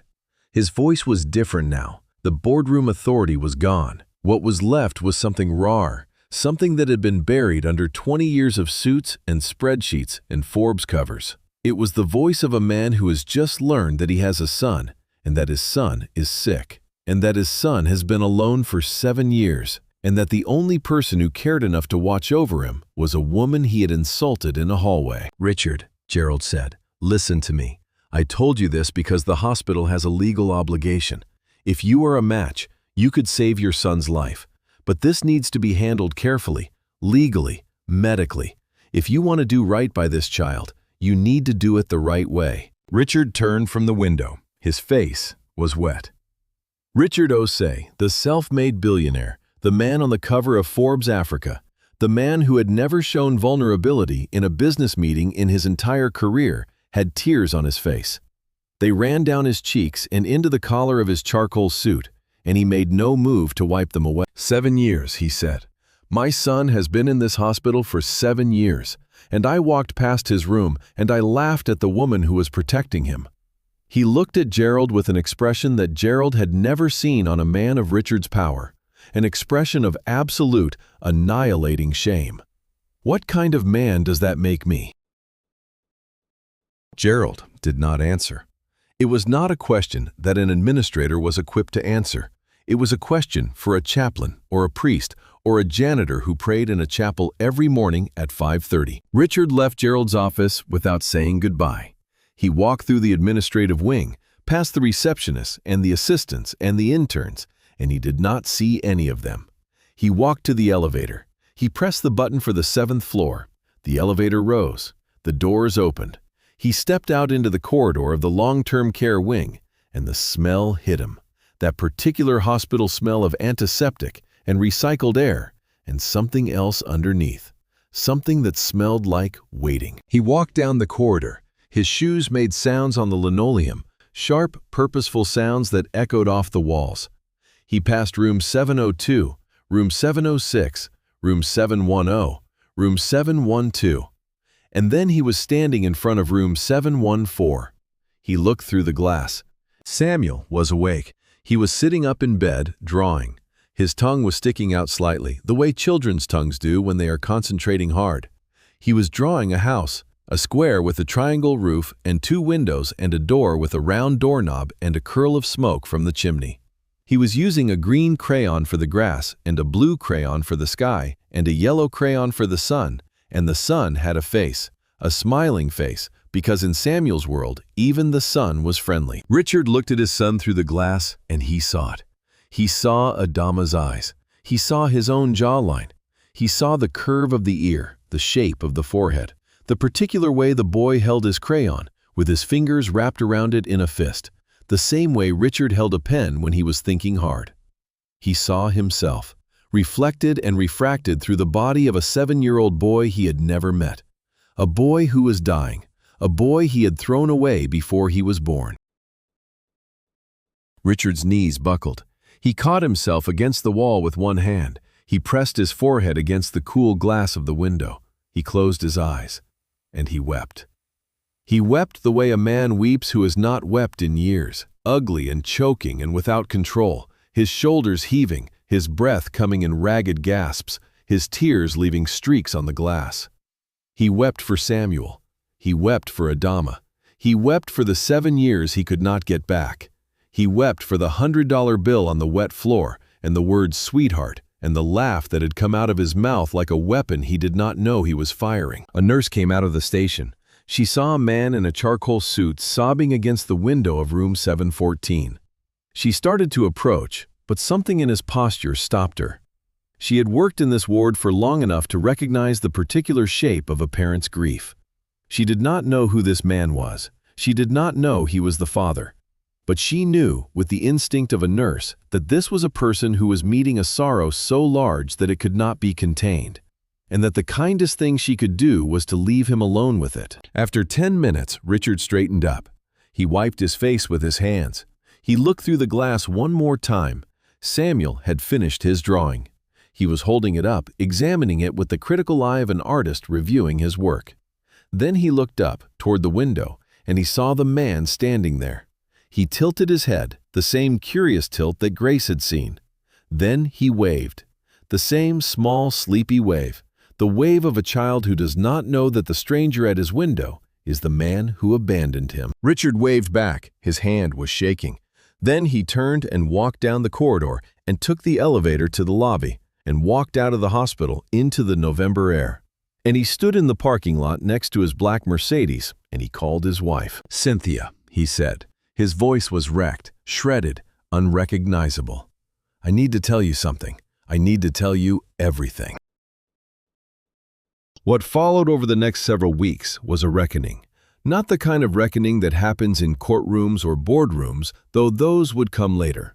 This was a personal reckoning, the kind that happens inside a marriage and inside a soul, the kind that strips a person down to the foundation and forces them to examine what they built their life on and whether it was solid or sand. Cynthia Osei listened to her husband's confession in their Buckhead mansion, sitting on a cream-colored sofa. She listened without interrupting as he told her about Adama, the affair, the pregnancy, the envelope, the boy in room 714, the janitor. When he finished, she was quiet for a long time. Then she said, in a voice calm and sharp as a scalpel, "You had an affair. You got a woman pregnant. You paid her to end the pregnancy. She died giving birth. And the child has been alone in a hospital for 7 years while you were buying swimming pools shaped like Africa. Is that a fair summary?" "Yes," Richard said, sitting across from her on a matching sofa, the space between them wider than any ocean. "And the janitor you insulted has been watching over your child for 7 years. She prays for him every morning." Cynthia's composure was the composure of a woman who had learned, in the pageant world, that the most devastating thing she could do was remain perfectly composed while everything around her fell apart. "I am not going to leave you," she said, and Richard felt something complicated give way inside his chest. "I have 2 children who need their father, and I took vows. But that woman is more of a parent to your son than you have ever been. She gave up everything. You dropped money on her floor and called her sweetheart." Her voice did not waver. "You are going to fix this. Not because of the liability or the press, because you owe it. To that child, to that woman, to the mother who died alone because you were a coward. And one more thing," Cynthia said. "You are getting tested as a donor. Tomorrow. If your kidney can save that boy, you are giving it. Because it is the only way you will ever look at yourself in the mirror again." She walked out. Her heels clicked on the marble floor, sharp and final, like periods at the end of a sentence. Richard called the transplant center the next morning. He identified himself as the biological father of Samuel Doe, room 714. He said he wanted to be tested as a potential kidney donor. The transplant coordinator, Dr. Monroe, was silent for a long moment. Then she said, "Mr. Osei, we will need to verify your paternity before we can proceed. This will require a DNA test.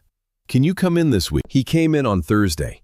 The DNA test was a simple cheek swab, A cotton stick rubbed along the inside of his mouth, a few seconds of discomfort, and then the waiting. The results would take 5 to 7 business days. Richard sat in the waiting room of the transplant center, in the same chair where Grace had sat weeks earlier, and he looked at the same fish tank with the same angelfish circling in the same slow, pointless loops.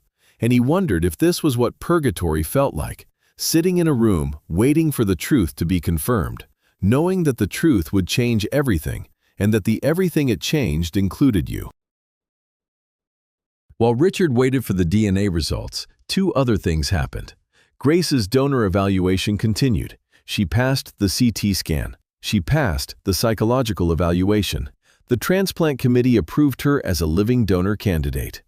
Dr. Monroe called her on a Tuesday evening. Grace was in her apartment frying a plantain.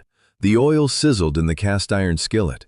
She answered with her free hand, and when Dr. Monroe said, "You've been approved," Grace set down the spatula and pressed her hand against the counter and closed her eyes. "When can we schedule the surgery?" she asked. "There's a complication," Dr. Monroe said, and Grace heard the hesitation in her voice, the careful choosing of words.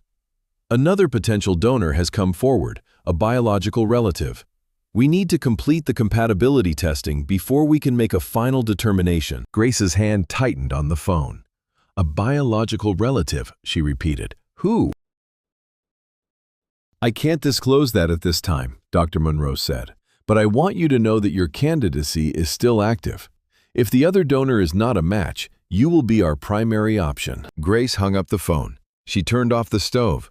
She looked at the plantain in the skillet, golden brown on one side, still pale on the other, half finished. A biological relative. There was only one biological relative who could have come forward, and his name was Richard Osei. Someone had told him. Gerald. It had to be Gerald. He had found the records, read the name, and told the billionaire. Grace sat down at her kitchen table. She placed her hands flat on the surface. She looked at the photograph of Adama and Samuel on the wall, and she felt something that she had not expected to feel. She did not feel angry. She did not feel betrayed. She felt relieved, a relief so deep and so sudden that it made her dizzy, as if she had been holding her breath for 7 years and had finally been allowed to exhale. Because if Richard knew, then the secret was no longer hers to carry.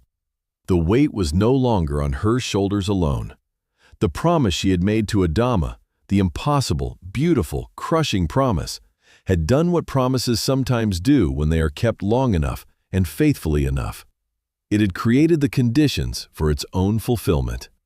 Grace had watched over Samuel. She had prayed for him. She had protected him. And now, whether she liked it or not, whether she trusted Richard or not, whether Adama would have approved or not, the father had been brought to the son. Not by Grace, not by Gerald, by the slow, inexorable machinery of truth, which grinds slowly but grinds fine. "Adama," Grace whispered, looking at the photograph. "He found out. I did not tell him. God brought him, the way you said." The second thing that happened was that Reverend Achebe came to see Grace. He came to her apartment on a Saturday afternoon, which was unusual. Their relationship had always been contained within the hospital walls. He knocked at 3 in the afternoon. Grace opened the door, wearing a simple dress and headscarf, and did not seem surprised. She let him in. The apartment was small and clean and almost bare. Reverend Achebe took it in with a single glance.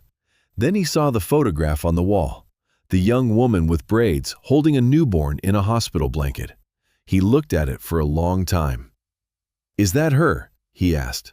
"Samuel's mother." Grace nodded. She sat at the kitchen table. She gestured for him to take the other chair, the one no one ever sat in.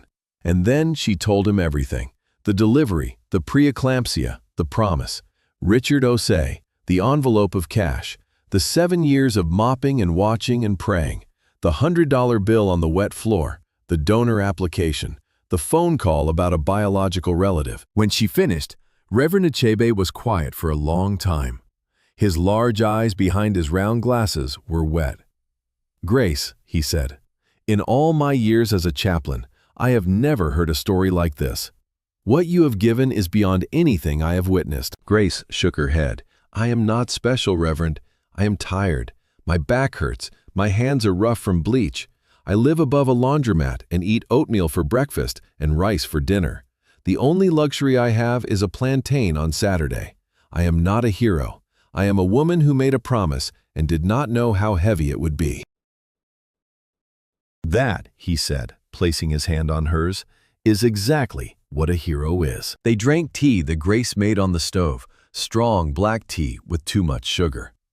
They talked about Samuel, about Richard, about whether people could truly change. "He is getting tested as a donor," Grace said. "If he matches, he will want custody. He has money, lawyers, resources, and I am a janitor." "What do you want, Grace?" Reverend Achebe asked. The question caught her off guard. No one had asked her that in 7 years. "I want Samuel to be well," she said. "I want him to leave that room and live in a house with a chimney and a dog. I want him to know his mother loved him, that she chose him over the money. And for myself," she paused, "I want to stop being tired. I want to be Grace again. Not the janitor, not the watcher, just Grace." "Then that," he said, "is what we will pray for."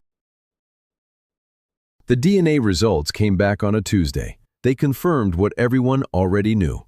Richard Osei was Samuel's biological father. The probability of paternity was 99.97%.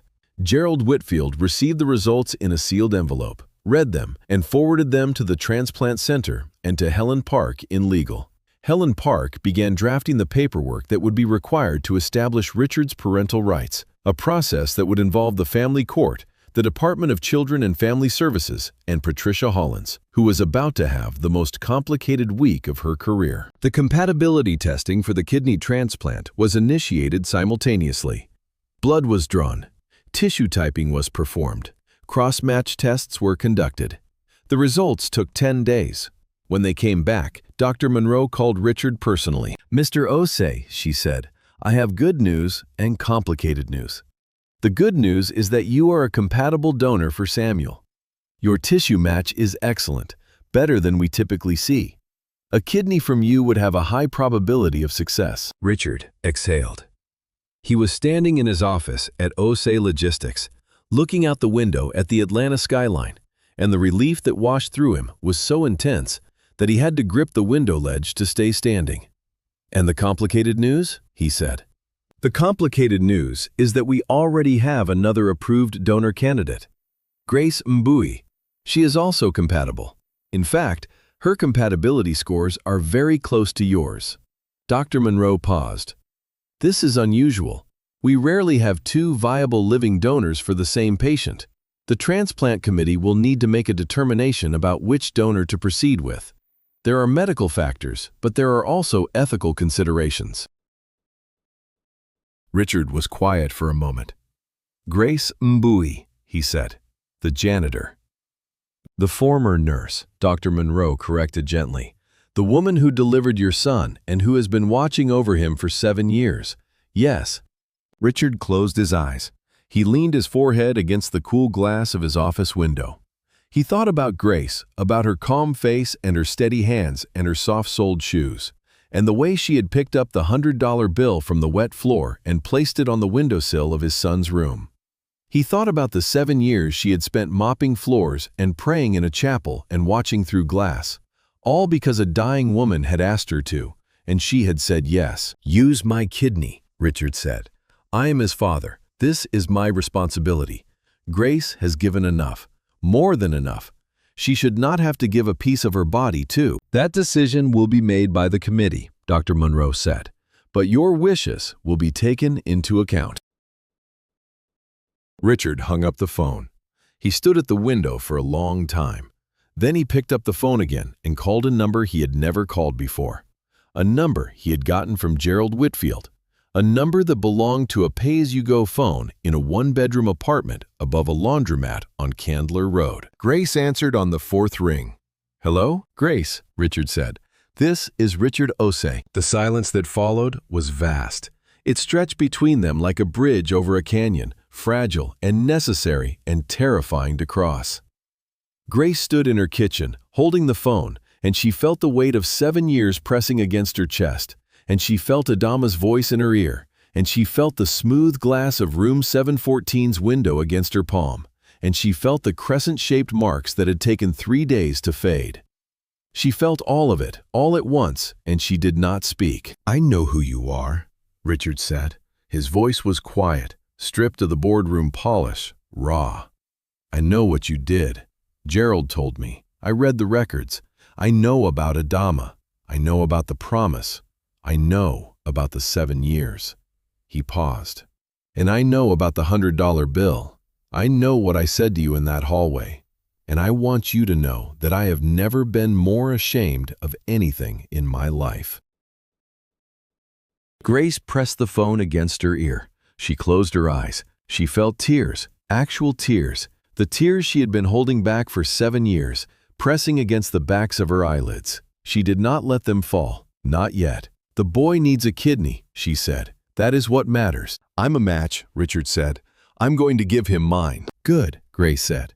And then, because she had been holding these words for 7 years, and because they needed to be said, she said, "His mother's name was Adama Diallo. She was from Guinea. She was 22 years old.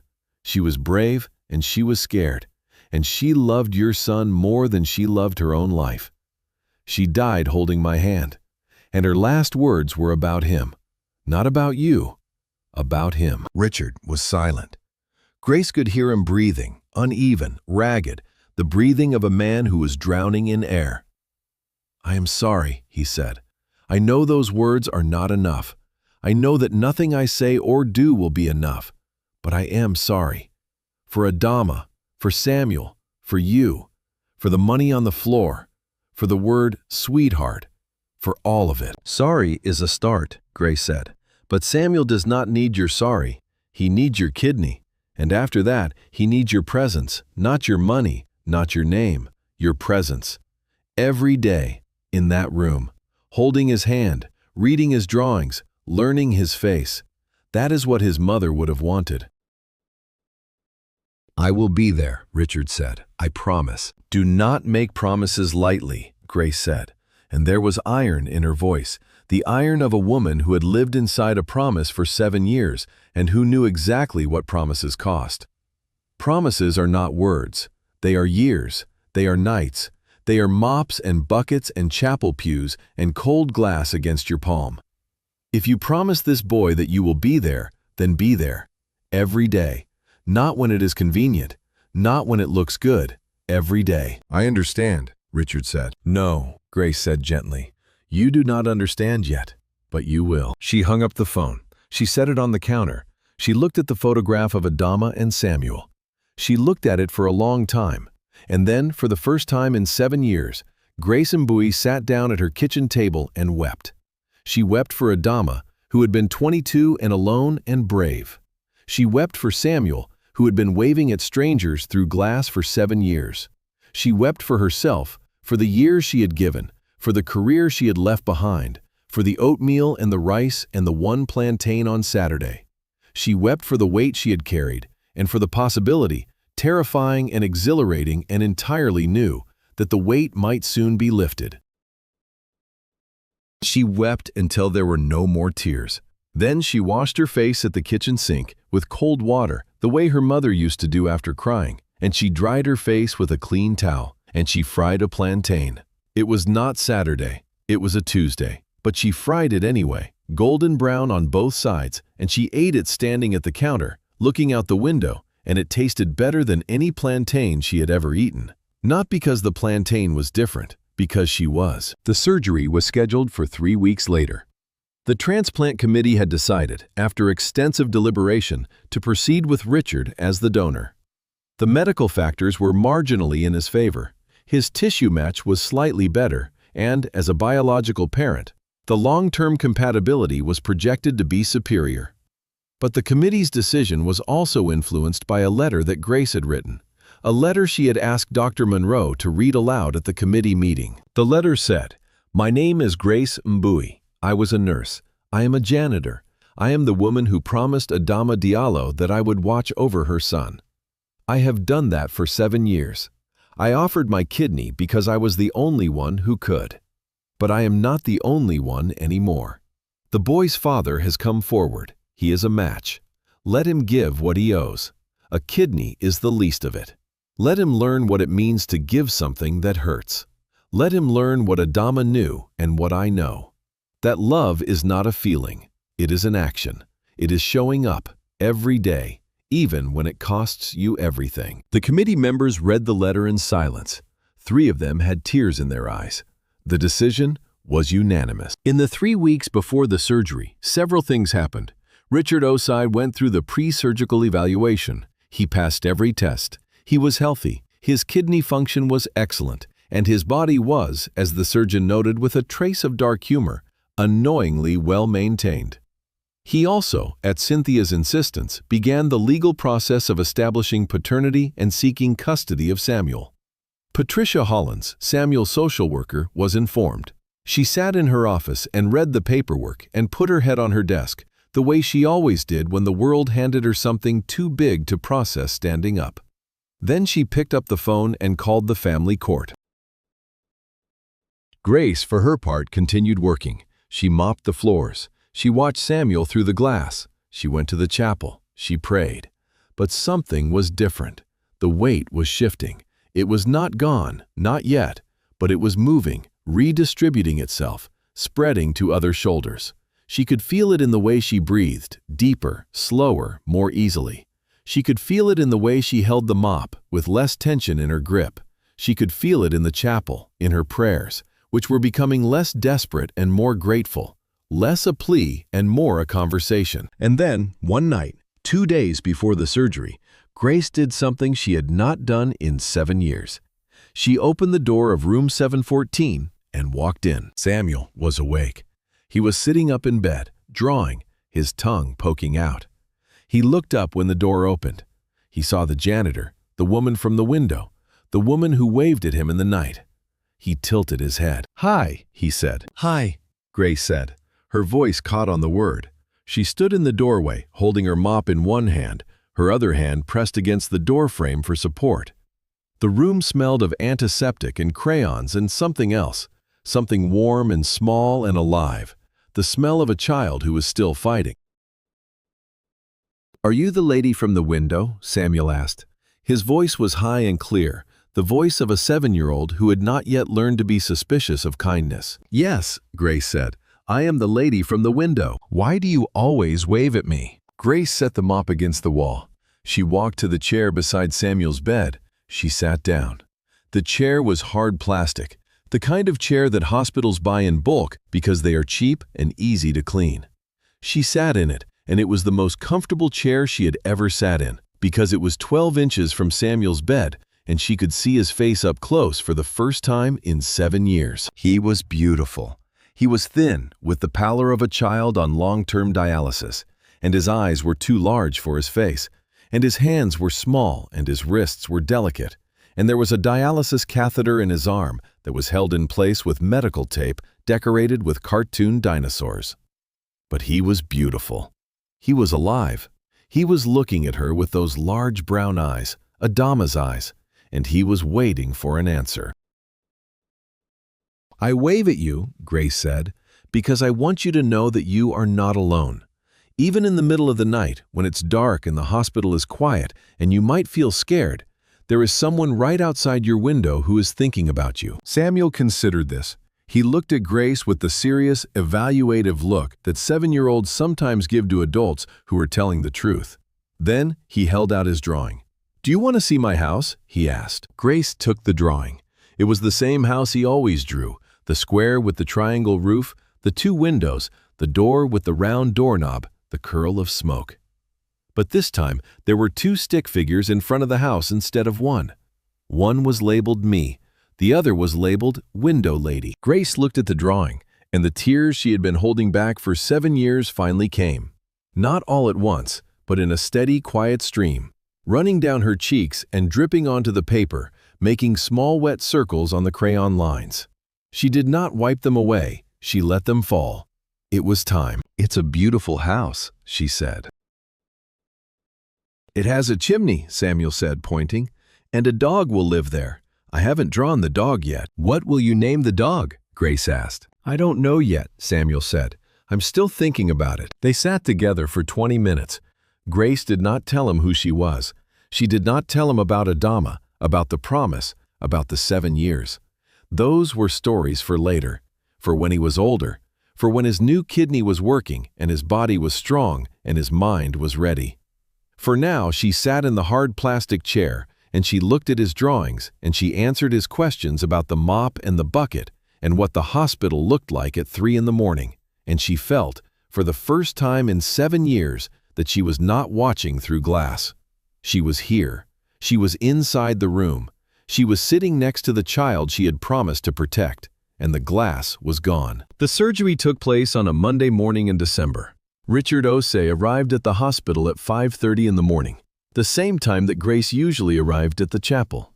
He was wearing a hospital gown, which was the least expensive garment he had worn in 20 years. And he was scared. He would not have admitted it. He was Richard Osei. He did not admit to fear. But the anesthesiologist, a woman named Dr. Kim who had been putting people to sleep for 23 years and who could read a patient's vital signs the way a pianist reads sheet music, saw it in his elevated heart rate and his rapid breathing and the way his hands gripped the rails of the gurney. "It's normal to be nervous," Dr. Kim said, as she inserted the IV. "I am not nervous," Richard said. "I am making a donation." Dr. Kim smiled. She had heard every version of bravery that fear could produce. She patted his arm. "Of course you are." Grace was in the chapel. She sat in her pew, in her spot, hands clasped, eyes closed. She prayed. But the prayer was different again, different from all the prayers that had come before. It was not a prayer for survival. It was not a prayer for strength. It was a prayer of thanksgiving. She thanked God for Adama, for her courage, for her love, for the words she had spoken in the delivery room that had shaped Grace's life. She thanked God for Samuel, for his drawings, for his waves, for the gap-toothed smile that had survived 7 years of dialysis and loneliness. She thanked God for Richard, even for Richard, because whatever the man had done, whatever cruelty he had shown, he was lying on a gurney right now, giving a piece of his body to a child he had thrown away, and that was something. That was a beginning. Reverend Achebe sat beside her. He did not speak. He did not pray aloud. He placed his hand palm up on the pew between them. Grace placed her hand on his. They sat like that in the small chapel with the fake candles and the worn carpet, and they waited. The surgery took 4 hours. The transplant surgeon, Dr. Abimbola, a Nigerian-born specialist with steady hands and the calm, focused demeanor of a person who regularly held human organs in their palms, removed Richard's left kidney at 8:47 in the morning and transplanted it into Samuel's body.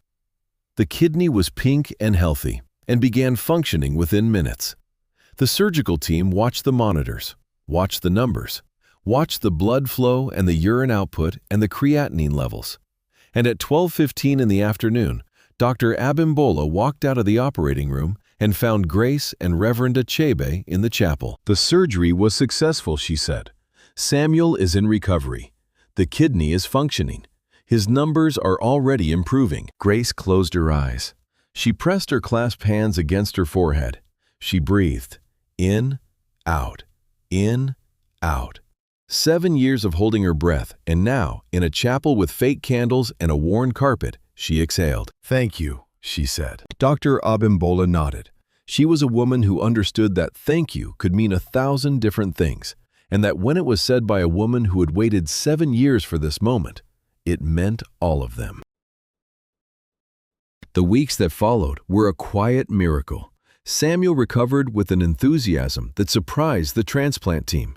His creatinine levels dropped, his blood pressure stabilized. The pallor that had been his companion for 7 years faded, replaced by warmth and color that made the nurses smile at each other. Richard visited every day. He sat in the hard plastic chair and held Samuel's hand and looked at his drawings and read books aloud. His deep voice stumbling over silly voices, and Samuel laughed. The nurses said they would remember that sound forever, because in 7 years they had never heard Samuel laugh like that. Cynthia came too, with Kofi and Abina. "This is your brother," she said, and the 3 children began a conversation about dogs and houses and drawings that lasted 2 hours. Patricia Hollins navigated the legal process with fierce determination. Paternity was established. The family court was petitioned. The paperwork was filed, reviewed, amended, and finally approved. Richard Osei was granted custody of Samuel Doe, who was renamed Samuel Osei, written on a new birth certificate in letters that were crisp and permanent. And Grace watched. She watched from the hallway, through the glass, the way she had watched for 7 years. But now, instead of watching a child alone in a bed, she was watching a child surrounded by people. A father who sat in the hard plastic chair, a stepmother who brought books and snacks and her own 2 children, a social worker who fought through the paperwork, a chaplain who prayed, a surgeon who had given him a new kidney. Grace watched and she smiled, and the smile was small and private and full of a satisfaction so deep it had no bottom. One evening, a week after the custody was finalized, Richard found Grace in the chapel. She was sitting in her pew, in her spot, hands clasped, but she was not praying. She was just sitting. She looked tired, but it was a different kind of tired now. Not the tiredness of endurance, but the tiredness of relief. The tiredness of a person who has been clenching their muscles for so long that the relaxation itself is exhausting. Richard sat down in the pew behind her. He did not sit next to her. He sat behind, 1 row back, the way a person sits when they understand that they are not yet entitled to be beside someone. "Grace," he said, "I want to do something for you. I want to repay you." Grace shook her head slowly. "You cannot repay 7 years," she said. "You cannot write a check for what I gave." "I know," Richard said, "but I want to try. I want to pay for you to go back to school if you want. I want to set up a fund for you. I want to buy you a house. I want to do something." Grace was quiet for a moment. She looked at the simple cross on the wall. She looked at the fake candles. She looked at the worn carpet. "There is one thing you can do," she said. "Name it." "Adama is buried in a public cemetery on the south side, an unmarked grave. I visit her once a year with a white flower. I would like her to have a headstone, a proper one, with her name and her dates and the words, 'She loved her son more than her own life.' Can you do that?" Richard's voice was thick when he answered. "I will do that," he said. "I will do that this week." "And one more thing," Grace said. She turned in the pew and looked at Richard. She looked at him fully, the way she had not looked at him on the day he dropped the $100 bill, the way she had not looked at him through the glass of room 714, the way she had not looked at him through 7 years of watching and waiting. She looked at him and she saw a man, not a billionaire, not a coward, not a villain, a man, flawed and afraid and trying too late to become someone worthy of the second chance he did not deserve. "Tell Samuel about his mother," Grace said. "When he is old enough, tell him the truth, not your version, the truth. Tell him that she was brave. Tell him that she chose him. Tell him that she died so that he could live. And tell him that a janitor with a mop loved him through a window for 7 years because his mother asked her to. Tell him all of it. Do not edit. Do not soften. The truth is the only thing that lasts." "I will," Richard said. "I promise." Grace looked at him for a long moment. Then she nodded. "Good," she said. "Then we are finished." She stood up from the pew. She smoothed her smock.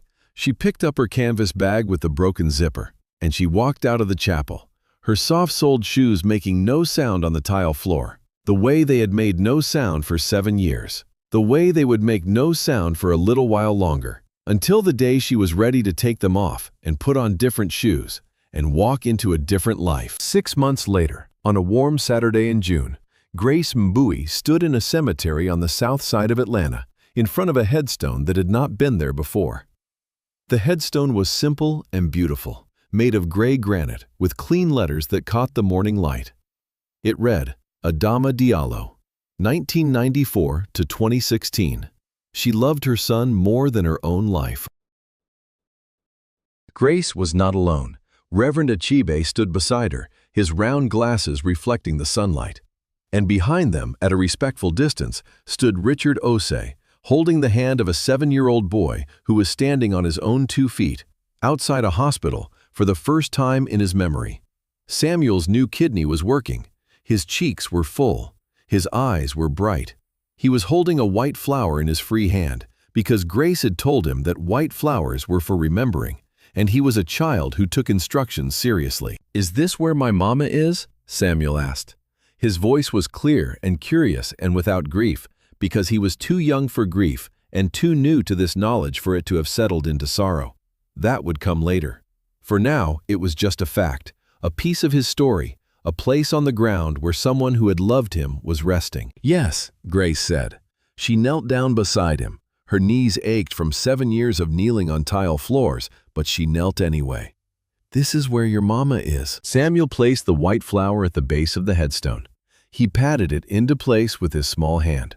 Then he looked up at Grace with his large brown eyes, Adama's eyes, and he said, "Were you her friend?" Grace felt the tears again. She let them fall. She let them run down her cheeks and drip onto the warm grass. "Yes," she said, "I was her friend." Samuel nodded, satisfied. He took Grace's hand in his small fingers wrapping around her calloused ones, and they stood there together in the June sunshine, in front of the gray granite headstone, with the white flower bright against the dark earth. Richard watched from behind. Cynthia was beside him, her hand on his arm. She watched Grace and Samuel, and her expression was something that Richard had never seen on her face before. Something beyond composure, beyond grace, something that looked like reverence. She leaned close to Richard and said very quietly, "That woman is the reason your son is alive. Do not ever forget that, not for one day." "I will not forget," Richard said. That evening, Grace went home to her apartment on Candler Road. She climbed the stairs. She let herself in. She stood in the kitchen and looked at the photograph on the wall. The photograph of Adama with braids and a terrified smile, holding newborn Samuel in a white hospital blanket. She looked at it for a long time. Then she reached up and gently removed the thumbtack. She took the photograph down. She did not throw it away. She opened the top drawer of her small dresser, the drawer where she kept her important things, her passport, her nursing license, a letter from her mother in Kinshasa, and she placed the photograph inside, face up, and closed the drawer. The wall was bare now. There was a small hole where the thumbtack had been, and a faint rectangle of slightly lighter paint where the photograph had blocked the sun. Grace looked at the bare wall. She looked at the small hole. She felt the emptiness of the space, and it was not the emptiness of loss. It was the emptiness of completion. The space on the wall was not missing something. It was making room for whatever came next. She walked to the kitchen. She opened the cabinet. She took out the cast iron skillet and the bottle of palm oil. She peeled a plantain. It was not Saturday. It was a Tuesday.